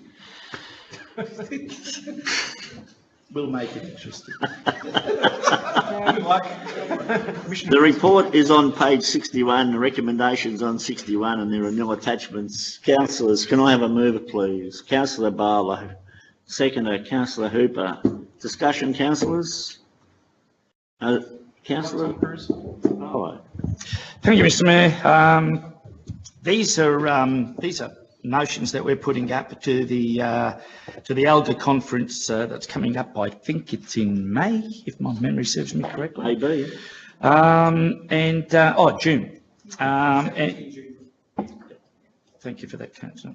You should I might offer you a job as my secretary, so Secretary in a Lambo. so thank you for that. Councillors, please. Thank you. Let's get back on track. We've got 3 items that we're putting up motions. I would just like to point out one which is a great passion of mine, and I know it's a great passion of Councillor Gilligan's and Councillor Shaw's, and that is about getting the federal government to permanently fund 15 hours of kindergarten. Now, for a number of years now, we almost wait till death's door for the federal government to say, yes, okay, for the next 12 months we'll fund the extra 5 hours of kindergarten from 10 to 15, and everybody goes, oh, thank God for that. We've been working on this for 12 months, and they're going to do it. Now, I know when we were at the ALGA conference last year, and we met with a number of ministers from the government, and we almost begged them, just put 15 hours of kindergarten, put the extra 5 hours in the forward estimates, just like you do for the Defence Force and buying submarines and, whatever, so that our kids, so parents can actually not have to wait until the last minute, but they can actually wait and know in advance, my child's going to get 15 hours of kindergarten, which is absolutely critical for their early learning. So I'm glad to see this is up again. I only hope this time whoever from the council is going to go to Canberra, if you get the opportunity, and I know we always try to talk to ministers and shadow ministers, is that we push for the permanency of this 15 hours, because it's a game that's being played for young families and with young children. I take on board the other two, but I do stress that 15 hours. Thank you, Councillor Barlow. Any speakers against this motion? Any further speakers for it? There being none, I put it to the vote. All those in favour? Against? The motion is carried. Item 6.4 on the agenda, 6.4.1, Planning Scheme Amendment, Environmentally Sustainable Development Policy. The report commences on page 65, the recommendation on 66, and attachments page 80 to 84. Councillors, Councillor Khan, moving. Seconder, please, councillors. I need a seconder, councillors. Councillor Barlow. Discussion. Councillor Khan. No. Any discussion, councillors? No discussion. I put it to the vote. All those in favour? Against? The motion is carried. 6.4.2, Amendment C 224, rezoning of northwest corner of Tarneet and Sayers Road, Tarneet. Mr. Mayor. Yes, Councillor McAloney. To move that the item be deferred. Councillor McAloney, yes. Councillor McAloney, thank you. Do we have a seconder for the deferral? Councillor Barlow, thank you.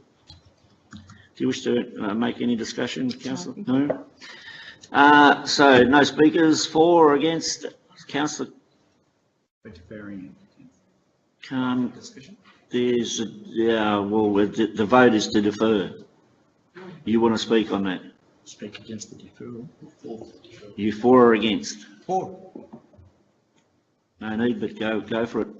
Thank you, Mr. Mayor. Look, I'd like to know that there was a reason we deferring this item, and even though supporting this, why we need to defer it, but the move sort of, it will be helpful to make me to vote for that item while we're deferring this item. Thank you, Councillor Khan. I really don't know what you said, but it must have been good. Thank you. Councillors, is there any further discussion on the matter? No further discussion. I'll put it to vote. All those in favour? Against? The motion is carried. Just for some clarity, Councillor Khan, we did discuss this in our briefing. Item 6.4.3. WIP 10181/17, planning permit application for 3 double-storey dwellings at land known as 36 Sundial Boulevard, Tarneit. The report commences on page 100 with a recommendation on page 100 to 105 with attachments on page 127 to 152. Councillors, can I have a mover, please?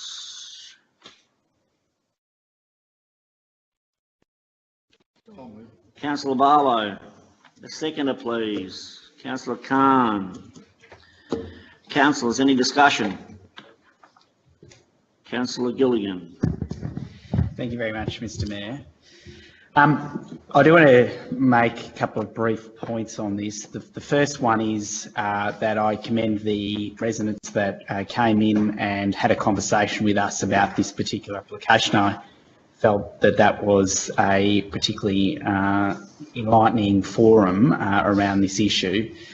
The inevitable issue that this raises very much comes around the neighbourhood character strategy that is a position of council, and the increased densification around, particularly near train stations, as we deal with the increasing congestion and the reality of the population. This is an unfortunate consequence of increased growth.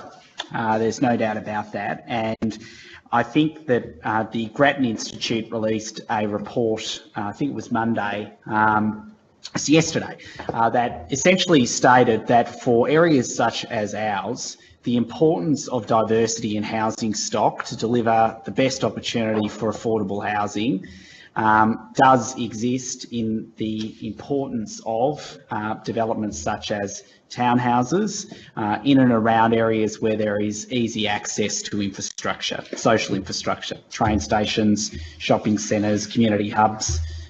Although shopping centre probably isn't social infrastructure, but nevertheless, the Grattan Institute report did indicate that if we are to tackle the inevitable reality of housing prices, we must look at planning of increased densification in and around social infrastructure. So I wanted to put that out there as the rationale in consideration for my support for this permit. And the final point I would make is we have to look at how we consider conceived positions of estates that may have had positions against development well and truly before an application comes. I don't know how we do that, but I do feel that that is an important reality that needs to be addressed, given that the residents that came to us at the planning forum indicated that this was a long position that they've taken around development in their estate, and how we do that is the inevitable responsibility of us as councillors. So I thank them for their contribution, but inevitably on the basis of policy and indeed the inevitable reality of the pressures we face as a council, I will support the recommendation. Thank you. Thank you, Councillor Gillian. Are there any speakers against this motion? Any further speakers for it? Councillor Khan. Thank you, Mr. Mayor. Look, this is a classic example of where we have to make tough decisions, and we know that 72 objections have been received 72 people have expressed their views about this development, and 2 were in support. So we're making a significant decision today based on our strong Planning and Environment Act 1987, how we comply with the Act, and sometimes councils like us who have to stand with what is right and what should be working in our city. I know that is a great way of providing the affordable housing and diversity in housing, and also though there's a number of reasons why this application should be granted.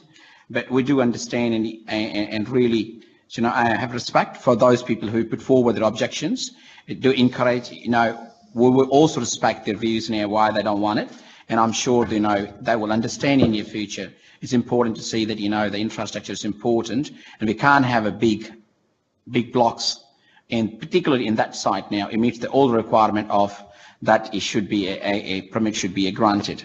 So it's a great work done by a engineering team and all the officers, and considering that, the application complies with all standards of the Planning and Environment Act 1987. So I will be supporting Mr. Mayor. Thank you. Thank you, Councillor Khan. Councillors, any further discussion on this matter? There being no further discussion, I put the vote. All those in favour? Against?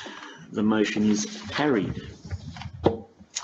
Item 6.4.4 WIP 104194/17 planning permit application for Catalyst Gateway site development 22 Sinnott Street, Werribee.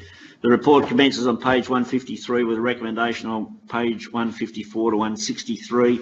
Attachments are printed in a separate document, pages 100 to 128. Councillor, can I have a mover, please? Councillor John Gibbons. Mr. Mayor, I'd like to move that this is deferred. Are you foreshadowing an alternate should this motion fail? I guess I will be, yes. Thank you very much then, Councillor Hooper. Can I have a seconder, please? Councillor Shaw. Councillor Gibbons. Discussion, Councillor? Thank you, Mr. Mayor. Mr. Mayor, it's my great pleasure to move this motion this evening, as this development will be a game changer for our Werribee City Centre. This is one of our biggest developments that we've ever seen in Werribee. Most importantly, however, Mr. Mayor, I'm pleased to put forward a motion that supports the approval of a planning permit application that will deliver a high quality development that we can all be proud of. The planning staff have done an extremely thorough job in assessing this application, which is evidenced by the 47 permit conditions that have been imposed to ensure the best outcome, particularly around the visual amenity and traffic implications. The application proposes a 12-storey building that will include office and retail space, a cafe, a 150-bed hotel and 362 car parks, 167 of which will be for the public, which is double what we have at that space now. I believe this is a high-quality development that will set the scene for what can be achieved in our city centre, and I support the recommendation before us tonight. Thank you, Mr. Mayor. Thank you, Councillor Gibbons. Councillors, are there any speakers against this motion? No speakers? Sorry. I just want to clarify the foreshadowing is for a deferment of this decision that is to last to shape the city for the next 25 years plus. Are you speaking for or against the motion, Councillor Hooper? Against.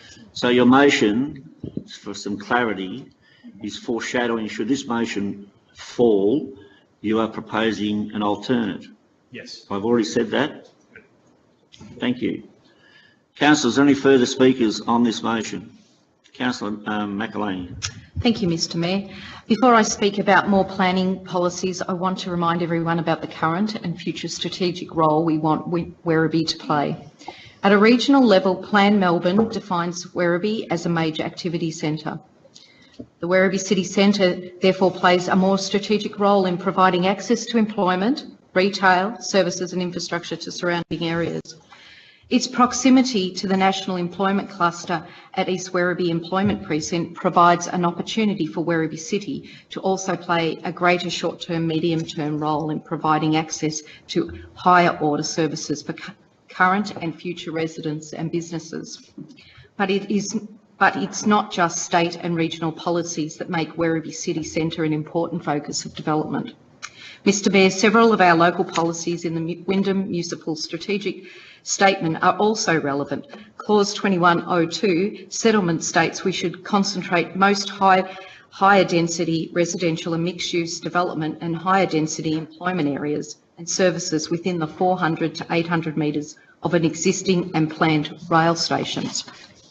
Clause 2108-2, activity centres, states that Wyndham is committed to rejuvenation and redevelopment of the Werribee City Centre, as it is a principal activity centre as a major retail, commercial and residential hub. This clause also states that we should encourage a mix of retail, office, commercial, entertainment, leisure and community uses, and a higher density housing to locate within activity centres, as well as increased intensity and scale of development within defined activity centres. I want to acknowledge the incredible detailed and thorough report being prepared by officers tonight and in the past few weeks.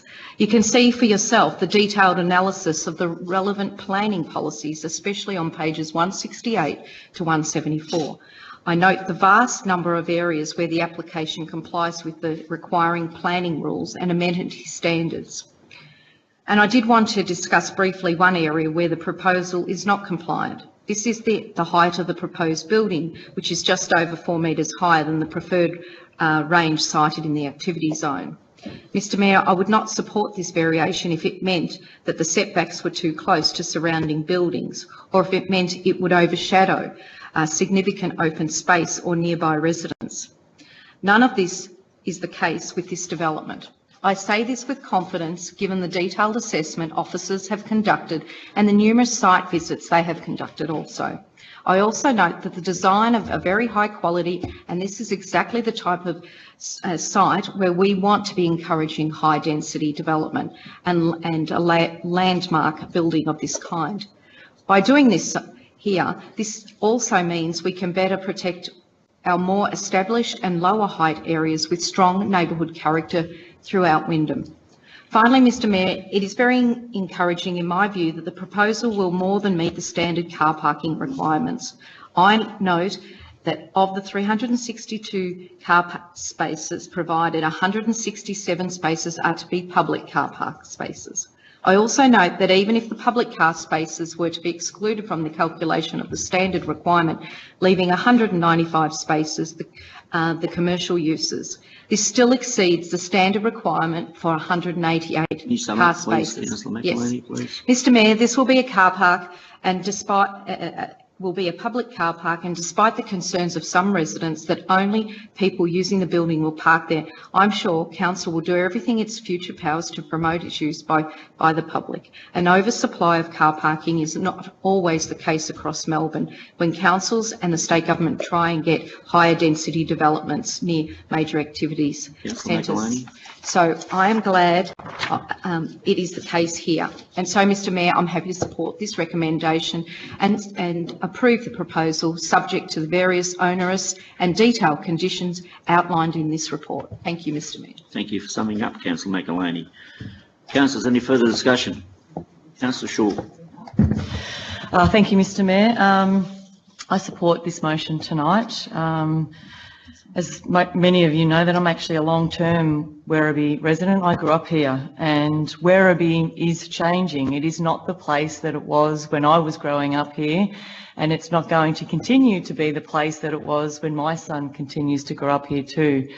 And I think for me, that was one of the reasons why I ran for council, was to actually ensure that we govern to make good decisions for our city that will continue to grow, and certainly for our future generations. People, my son, other families who actually want to live and work in this city over the years to come. The reactivation of the Werribee City Centre is long overdue, and this is a really important development in helping us to do that, to reactivate our city centre for Wyndham residents. And I actually look forward to seeing this development come to fruition. Thank you, Mr Mayor. Thank you, Councillor Shaw. Councillors, any further discussion? Councillor Gilligan. Thank you very much, Mr Mayor. I want to point out the timeline in relation to this and then summarise on that point. Council was briefed in 2015 and early 2016 on the project plan and components. That went to a OCM in May 2016. The 12th of September 2016, a special council meeting approved the selection of the preferred developers. The parameters are delegated to the CEO in order to negotiate the development agreements with submitters. And on it goes. A planning permit was given in December 2016 in relation to the Cherry Street. In 2017, December 2017, I was elected at that point in this process. We are already well and truly down the road on the developments of these catalyst sites. And that needs to be considered in the context of how we, not only in our responsible authority, make decisions in relation to planning applications, but indeed what is our role as elected councillors, or at least for some of us, in terms of coming into this, particularly later in the stage of this entire process of the developments. I accept Councillor McElhinney's points in relation to car parking. That was a primary issue that was raised in the planning forum, an issue that I took significant concern with, because I was concerned in particular whether or not the way in which those car parks may or may not require council funds and the way in which that would be approached. There was material that was submitted to us in the context of that planning forum that suggested certain costs would be required to be spent in relation to this permit, and all of that detail is outlined in relation to this application.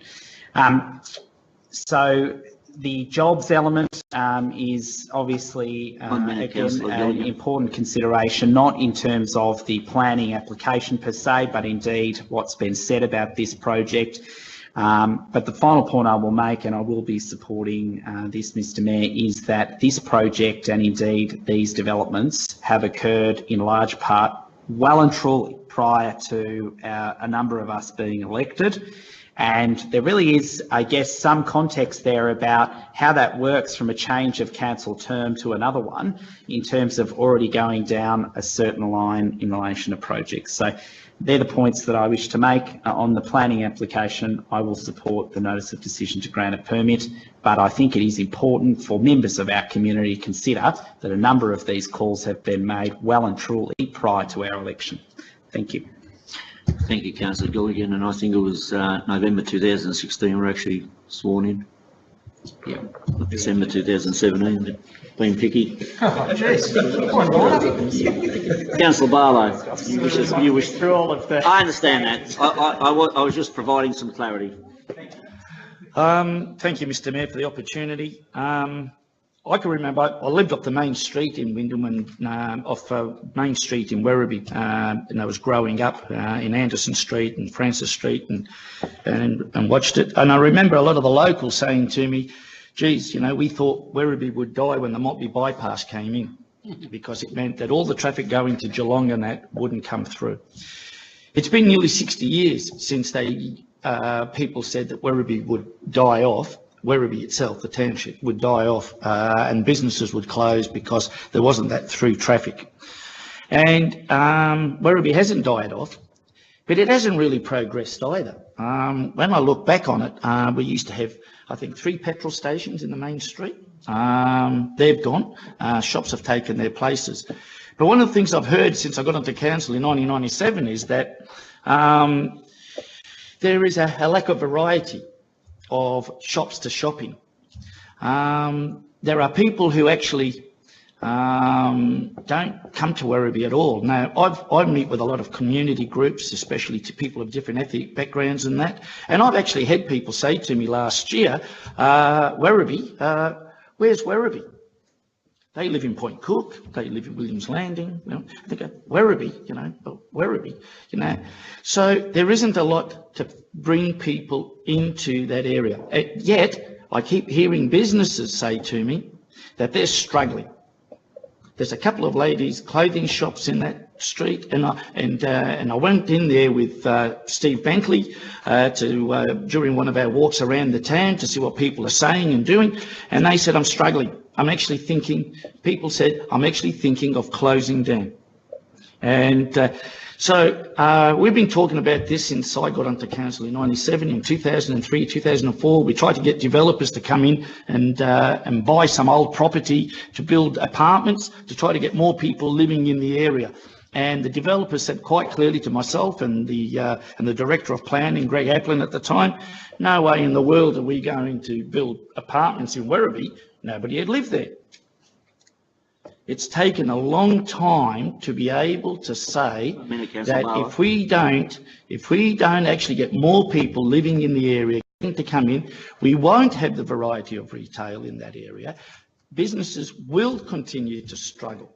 It's grown to some areas. So the only other thing I want to mention very quickly, Mr. Mayor, is that I did ask to have a look at the shadowing data on what would happen with a 40-metre tall building. And the shadowing, because of the sun rising in the east and setting in the west, the shadowing is actually going to fall across Duncan's Road onto that big green building on the corner, and it'll go west over those shops that actually sit alongside of this development. I was in particularly concerned about the shadowing of the Uniting Church across the road, but because the sun goes from east to west, the shadowing effect is going to be probably, according to the data on the computers, is that it will probably not proceed onto the church, but it may hit part of that footpath and part of that garden area. So the fact that the shadowing on this building of its size isn't going to affect any housing, it won't actually affect the shops, because the shadows, of course, fall on the roofs, and the shops don't have any backyards or people sunbaking or doing whatever they may do in a residential area. So we need to move forward. We've got to get more people in there, more people spending money to keep those businesses alive and get a variety in there, and I look forward to it commencing. And thank you for your... Council, any further discussion? No further discussion. Councillor Gibbons. I'll wrap it up, can I? Well, I cut Tony a bit of slack. I will you. Well, I have to, at least for tonight, be consistently Councillor generous. Gibbons, it's time for 30 years to see this. Councillor Gibbons, please. I'm on your side, Councillor Gibbons. Thank you, Mr. Mayor. This is going to be a game changer for Werribee. It's a sign of our emerging maturity as a city. And I mean, this is the first of 4 catalyst sites, the others being Cherry Street, Riverbend Large, Riverbend Small, and of course this is the Gateway site. The Holiday Inn, which is proposed for the site, is desperately needed, as a tourism portfolio holder, and the activities that are occurring at the Werribee Zoo and at Werribee Park. We desperately need something just to put those people up. It's going to mean jobs for us. It's a pathway for employment, and it's going to impact on our community positively. So I support it, and I look forward to it being developed. Thank you. Thank you, Councillor Gibbons. Councillors, all those in favour of the motion, please raise your hand. There are 3 councillors abstaining, are we? No, there's against. Okay, just checking. Just the record. Just checking. Those against? 1 against. And Councillor Khan. Division. We call it division. If there's going to be abstainers, it's got to be. Councillor Khan and Councillor Ahn are abstaining. So, councillors, all those in favour, please raise your hand. Councillor John Gibbons, Councillor... Oh, sorry. You're getting excited. You said wave your hand or raise your hand. Oh, so okay. Thank you very much. Yes, it has been a bit of levity tonight. So, nice. We're getting on. Councillor John Gibbons, Councillor, what was your name? Yeah, Josh Gilligan, that's right. Kim McElhaney, Walter Villanzalo, Henry Barlow, Peter Maynard, Mia Shaw, against Councillor Tony Hooper, and abstaining Councillor Intaj Khan and Councillor Aaron Ahn. Thank you, councillors. The motion is carried. Councillors, yeah. Oh, thank you, Councillor Hooper. I will. Item 6.5 on the agenda, 6.5.1, Kindergarten Services, a statement. The report commences on page 199. The recommendation is on page 199, the attachments of 202 to 207. Councillors, can I have a mover, please? Councillor Shaw. It's slow, Councillor Gilligan. Seconder, Councillor Gilligan. Councillor Shaw. Thank you, Mr Mayor. As Council's family-friendly city portfolio holder, I'm glad to see Council affirm its support and approach to the provision of 4-year-old and 3-year-old kindergarten services. The benefits of early childhood education have recently been well documented and publicised, and attending daycare and kinder certainly helped my son in his preparation for school this year. In adopting this statement tonight, Council is doing a number of things, including supporting and outlining what an integrated approach to planning and service delivery looks like, including an updated early years service model, and clearly spelling out that our services and facilities need to be connected to schools, support families and support positive learning and caring. It also includes our goal to ensure that any redevelopments of new and existing sites will require us to develop better and stronger partnerships to deliver on our vision of more integrated services to ensure we meet the needs of our children and families in Wyndham. Mr Mayor, while there are many councils who are not providers of kinder services, we are, and we do an excellent job of it. For this reason, it's good to see the various roles that Council plays in this space clearly outlined and discussed in the statement, including our role as partner, leader, service provider, planner, broker and, of course, advocate. As Wyndham grows, I'm sure we will need to play a combination of these roles, and to this end I would point to the strong advocacy, which has already been mentioned tonight, that I have been leading with Councillor Gilligan and Council staff in relation to our kindergartens, and also the I Love Kinder campaign to secure permanent federal funding for 15 hours of kinder.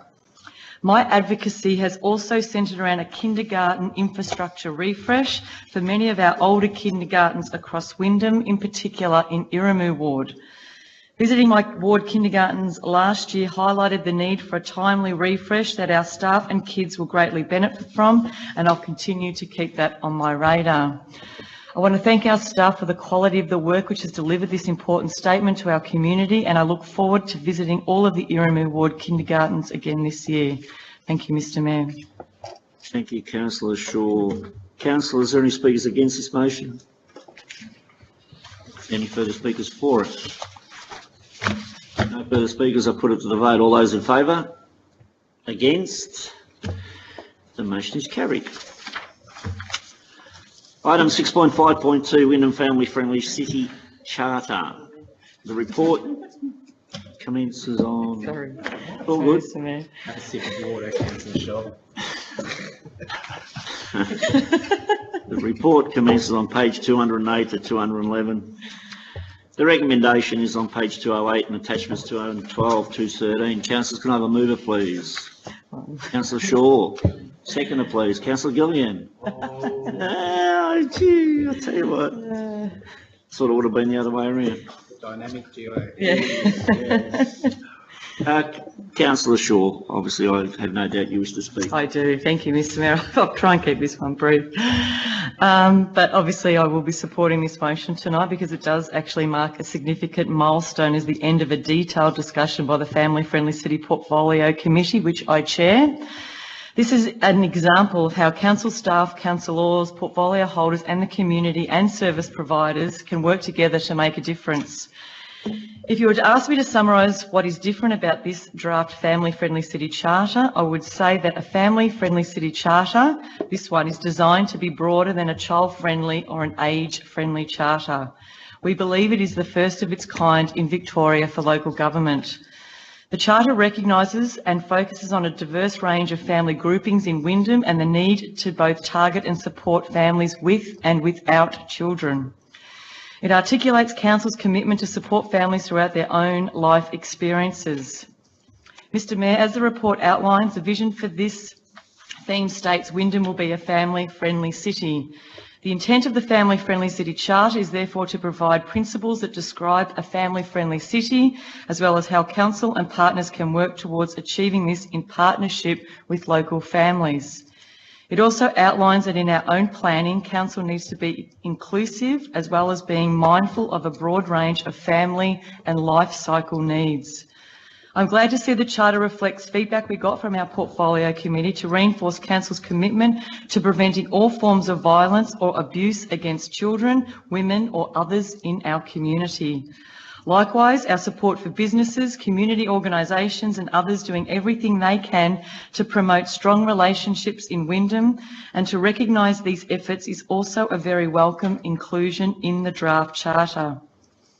I encourage all residents to engage with this and provide feedback on this draft family-friendly charter so that council can consider this feedback before it makes a final decision at the May ordinary council meeting.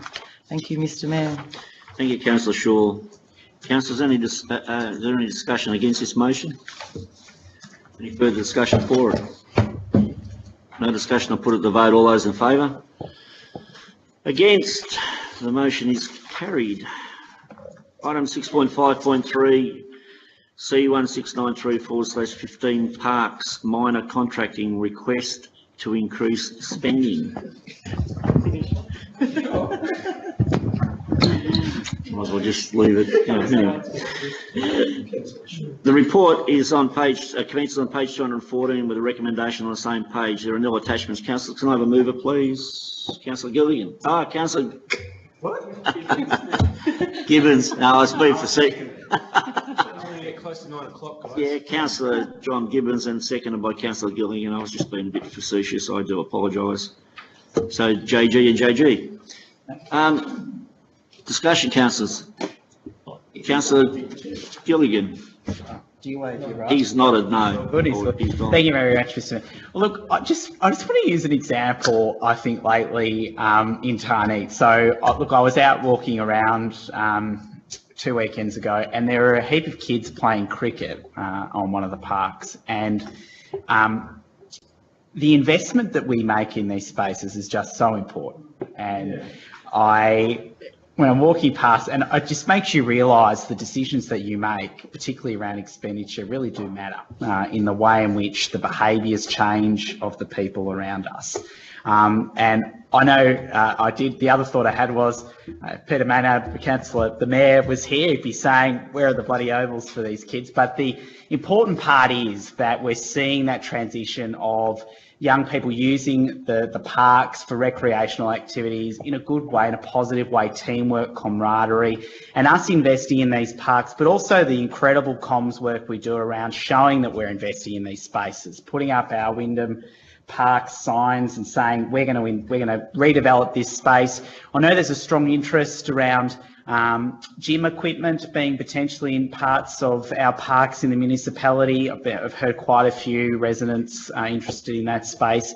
But most importantly, the demonstration of, we often talk about rates, roads and rubbish, but we actually don't include our parks in that equation. And it's pretty funny, that. So, look, I just wanted to say, I think this is great. The advocacy work that Councillor Shaw does and has done in this space has obviously led to a greater emphasis on this. I accept that, and I think that's a great result for all of us in the City of Wyndham. But it really does, when you work in this space, make you think about the changes that we're seeing, and greater investment in this space will absolutely yield results for our community. So thank you. Thank you, Councillor Gilligan. Councillor, any speakers against this motion? Any further speakers for it? Councillor Hooper. Thank you, Mr. Mayor. So I took the right order at the time. Look, I just want to acknowledge the work that Shane Walden and his team are doing in this space. They are absolutely going above and beyond the call of duty to really make us look great. And Councillor Shaw and their initiative to see this through, I think, is absolutely gold. And it's not just parks for kids that I want to highlight too. There's also gym stations going into some of the parks, so that there's more activation for a broader element of the community, which is absolutely worthwhile for everyone. In fact, of all the things that we do, apart from roads, which everyone uses, and footpaths, the parks, which we've absolutely embraced as a community, from pop-up parks to the permanent nature, it absolutely shines in that space. And I think that, Shane, you're an absolutely fantastic bloke, and thank you very much for bringing this to life. Thank you, Mr. Mayor. You're welcome, Councillor Hooper. Councillors, any further discussion? Before I put it to the vote, councillors, Councillor Gilligan, I do thank you for drawing a comparison with football ovals, because I'm always wanting to speak about sports. And just suffice to say that our sports strategy has been nominated for an award upcoming. And the projections are on that sport, as you know, that I always keep saying that they're expecting to spend $971 million over the next 27 years. So thank you for giving me that leadway into the ovals. I appreciate it. Councillors, any further? No, we've done that. I put it to a vote. All those in favour? Against? The motion is carried. 6.5.4 2017-18 Capital Works Program second quarter review. The report commences on page 218. Recommendations on page 218. There are no attachment. Councillors, can I have a mover, please? Councillor Hooper, seconder. Councillor Barlow. Discussion, councillors? Thank you, Mr. Mayor. Oh, sorry. No? Go right ahead, Councillor Hooper. Look, I'll keep this brief. Tonight's motion includes a number of changes to our Capital Works program and introduces a few road items in particular that I feel the community will have to say we've got right. And I thank the council staff for really putting these projects together. As noted in the agenda, a wide-ranging review of this year's capital program was carried out at the end of the quarter and is extended into January to provide a more up-to-date account of where we were at. This review identified a number of projects that required timing adjustments due to delays, opportunities to accelerate projects and project savings. And as flagged in the report, some of these projects are multi-year, meaning that tonight's motion, if approved, will also play out in capital works programs of the next financial year. And the reason I feel the community will be glad to see this item go forward is that it includes traffic signals at the intersection of Dunnings Road and Lennon Boulevard, Hackett's Road upgrades from Tamworth Grove to Aviation Road, and improvements in intersections including signs, line markings and rumble strips at 3 locations in our city, being Hoppers Lane and Duncan's Road, Doherty's Road and Davis Road, and Boundary Road and Tarneet Road intersections. Now, I've had residents from across this city raising concerns and asking for a range of improvements to our road network. This motion tonight addresses some of these. These road upgrades, especially the traffic signals at Dunnings Road and Lennon Boulevard, and for those at home who don't know that, that's right out in front of the school, will certainly improve the safety of our road network. It is a pleasure to support this motion tonight, Mr. Mayor. Thank you, Councillor Hooper. Councillors, are there any speakers against this motion? Any further speakers for it?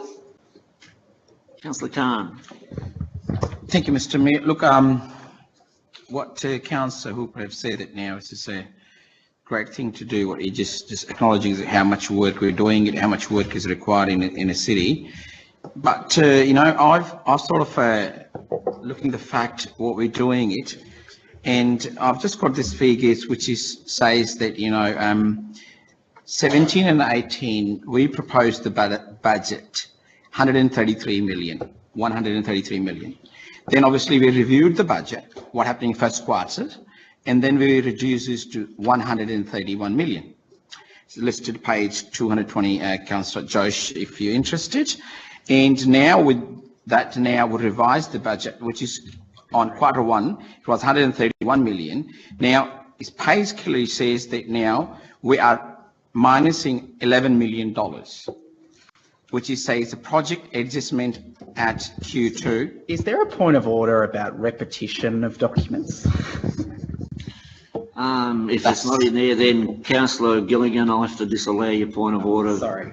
Councillor, and my point is here now, we now forecast 133 million, and we got now 120 million actually, and I understand that these are the reasons we have over forecasted, but I do have a bit of a concern when if you really minus it on quarter two, supposed to be a $59 million, and actually we expended 41.9 million.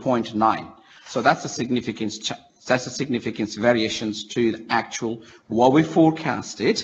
So it clearly says, and the reason why I need to reference Councillor Josh, because the figures are very important. My math is as good yours. So it's important to know that I think I still support, it's a great work, but I like to see that, you know, the more capital, you know, and the work should be carried out. And I understand, you know, the significant changes we need to make it, which is as we're doing new projects. But this is quite, when I minus it, actually, from 41. Councillor Barlow. Thank you. I was waiting for someone. I'm just, I think it'll be item 5 6.5-B, we've had extensive organisational briefings as to why we can't go ahead with some projects. So that money has had to come off the capital works budget. It also very clearly at the organisational briefings, it was mentioned that because we're already 6 months, if not more, well into the financial year, there is no point adding anything to it because it won't be completed by the end of the financial year. And that the work that's actually been allocated is the work that we can actually do. Now, this has been set down in the Local Government Act, and we would get ourselves into trouble with the Auditor General if we started bunging on more capital works when we can't actually complete the work. And this has been, there's been a number of discussions. So do you want me to rule on it? What is the point of order? The point of order is that you're incorrect in what you said, Councillor Khan, and you actually are incorrect in what you said, because the final projections are that we will spend somewhere about $131 million. So you do take the 11 off and you add, there's lots of take-offs and add-ons.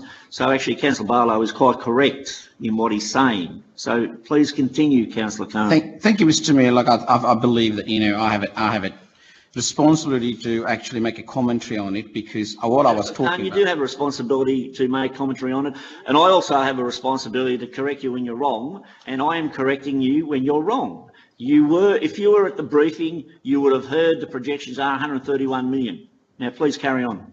I think that's absolutely incorrect, and I'm speaking the fact. And Mr. Mayor, look, thank you. We have to carry on. We can't debate on this thing. Look, it's important now. We're actually debating it, Councillor Khan. Yeah, I don't go to the part who was not in the briefing. Councillor Barlow. Clause 11-1-B, failure to obey the direction of the chair for any improper or disorderly conduct. Thank you, Councillor Barlow, and Councillor Khan, I have directed that you are incorrect, so please continue and just accept my ruling. There is a procedure. If you don't want to do that, I do trust you know what that is. Please carry on. Thank you, Mr. Mayor. Look, I think I won't take much time, but it's important to note that, you know, how the things get changed, and we need to wrap up here. But again, I think I would like to see that, you know, the quarter, when we're forecasting it, that expenditure have to be met, and we can't make too many variations. Thank you, Mr. Mayor. Thank you, Councillor Khan. Councillors, is there any further? I don't even know what I've been saying. Councillors, is there any further discussion? I hope I asked for those against. Is there any further discussion for? No further discussion, councillors. Put it to vote. All those in favour? Against? I hope the motion is carried.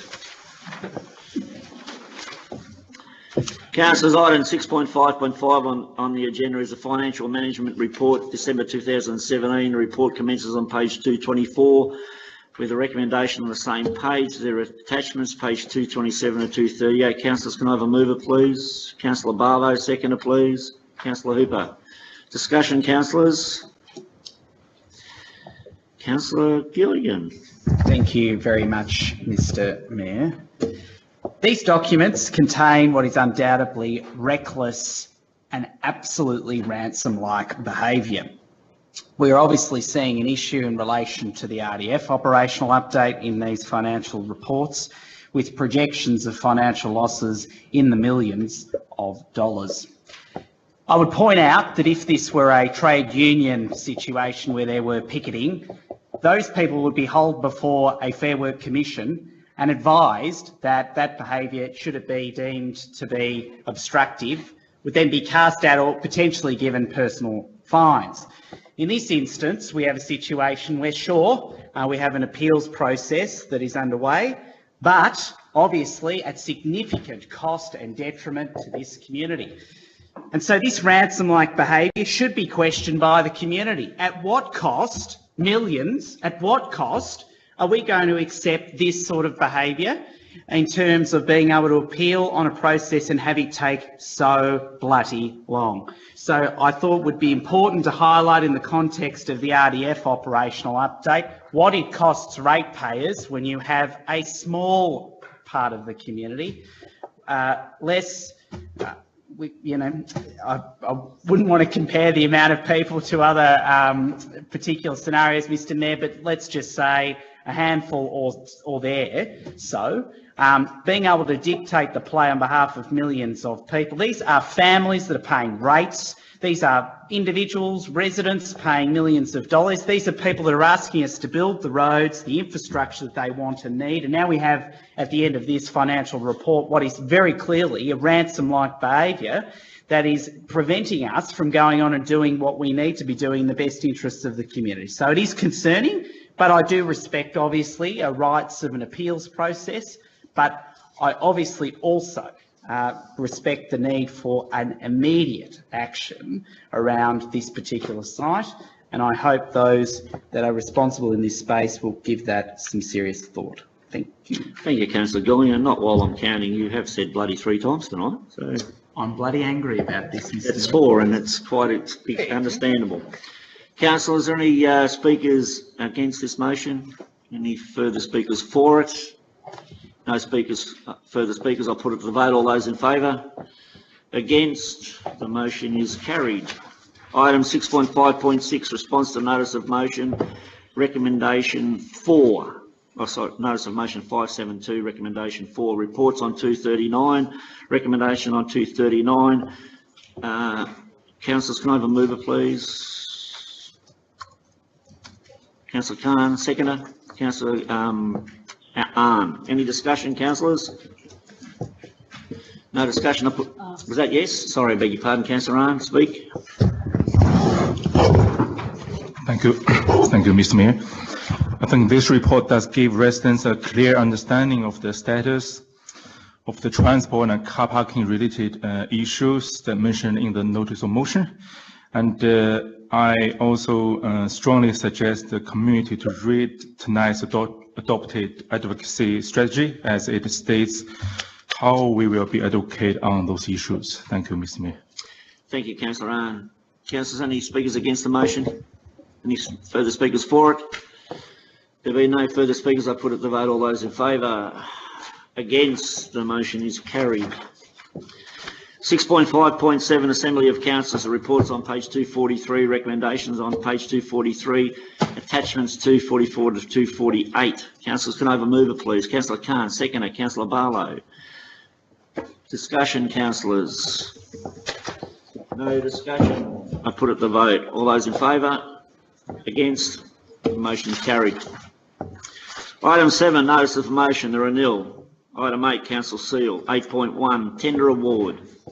C1947/18 Thames Boulevard reconstruction package. Report commences on page 249. The recommendations on the same page. There are attachments 254 to 257. Councillors, can I have a mover, please? Councillor Barlow, seconder. Councillor McElhaney. Discussion, councillors. No discussion. I put it to the vote. All those in favour? Against? The motion is carried. Geez, we're getting through it like a rate of knots tonight. Item 9, contract summary, there are nil. Item 10, questions with notice from the public gallery. Madam CEO. Thank you, Mr. Mayor. Through you, we have one question this evening from Mr. Bill Strong, who is in the gallery with us this evening. Welcome, Bill, and thanks for your question. This question is lengthy in nature, so I will read it out in full so that we can provide an appropriate response, Mr. Mayor. It relates to an item that was considered at the last OCM on 6th of February 2018 regarding the notice of motion 574, Churnside Park Timber Heritage Grandstand was carried. It was cited that there was a current estimate of $250,000 for the relocation and rebuilding of the wooden grandstand. The rationale in the accompanying report stated that this figure represented a significant capital investment by council. These words seem to contradict the wording of the initial application for a planning permit, which was approved at the OCM of the 27th of January 2016. Paragraph 4, financial implications, then stated that issuing of a permit would not have any financial implications for council above those already approved for the cost of the developments.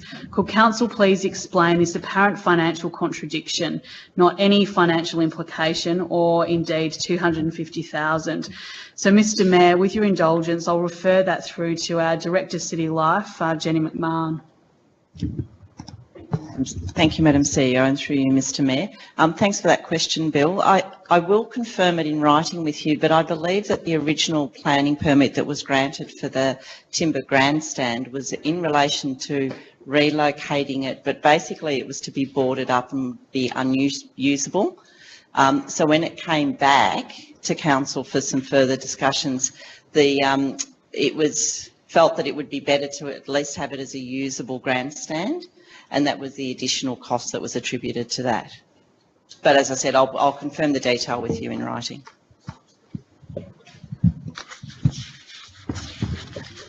Through you, Mr Mayor, thank you to Director McMahon. There are no further questions this evening from the public gallery, Mr Mayor.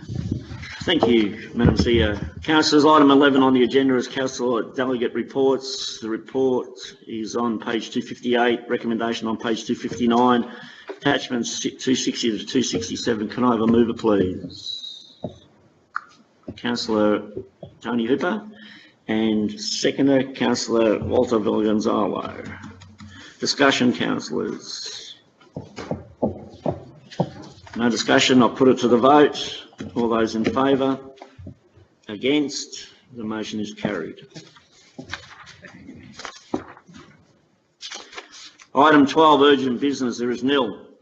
Item 13, confidential business. Councillors. Mr Mayor, I'd like to move that a motion that pursuant to sections 89-2 of the Local Government Act 1989, standing orders be suspended and that this meeting of council be closed to members of the public.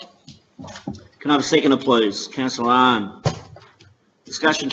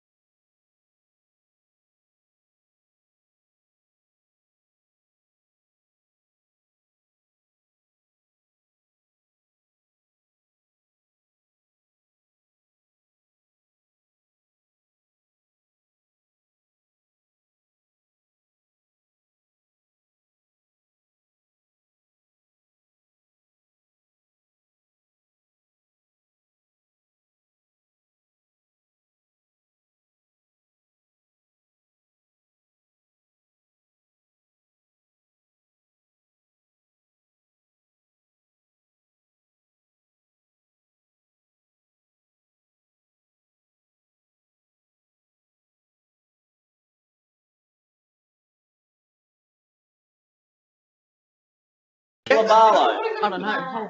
Oh, thank you, Mr Mayor. I'd like to move a motion that the recommendations of the closed meeting of council with regard to confidential matters be adopted. Thank you, Councillor Barlow. Seconder, please. Yes. Councillor Gilligan. Jesus, 4 seconds there. Any discussion, councillors? No discussion, put it to vote. All those in favour? Against? The motion carried. Perfect. And the meeting is closed, item 14. Thank you. And line 16, precisely. Come on, Tony, go. Point of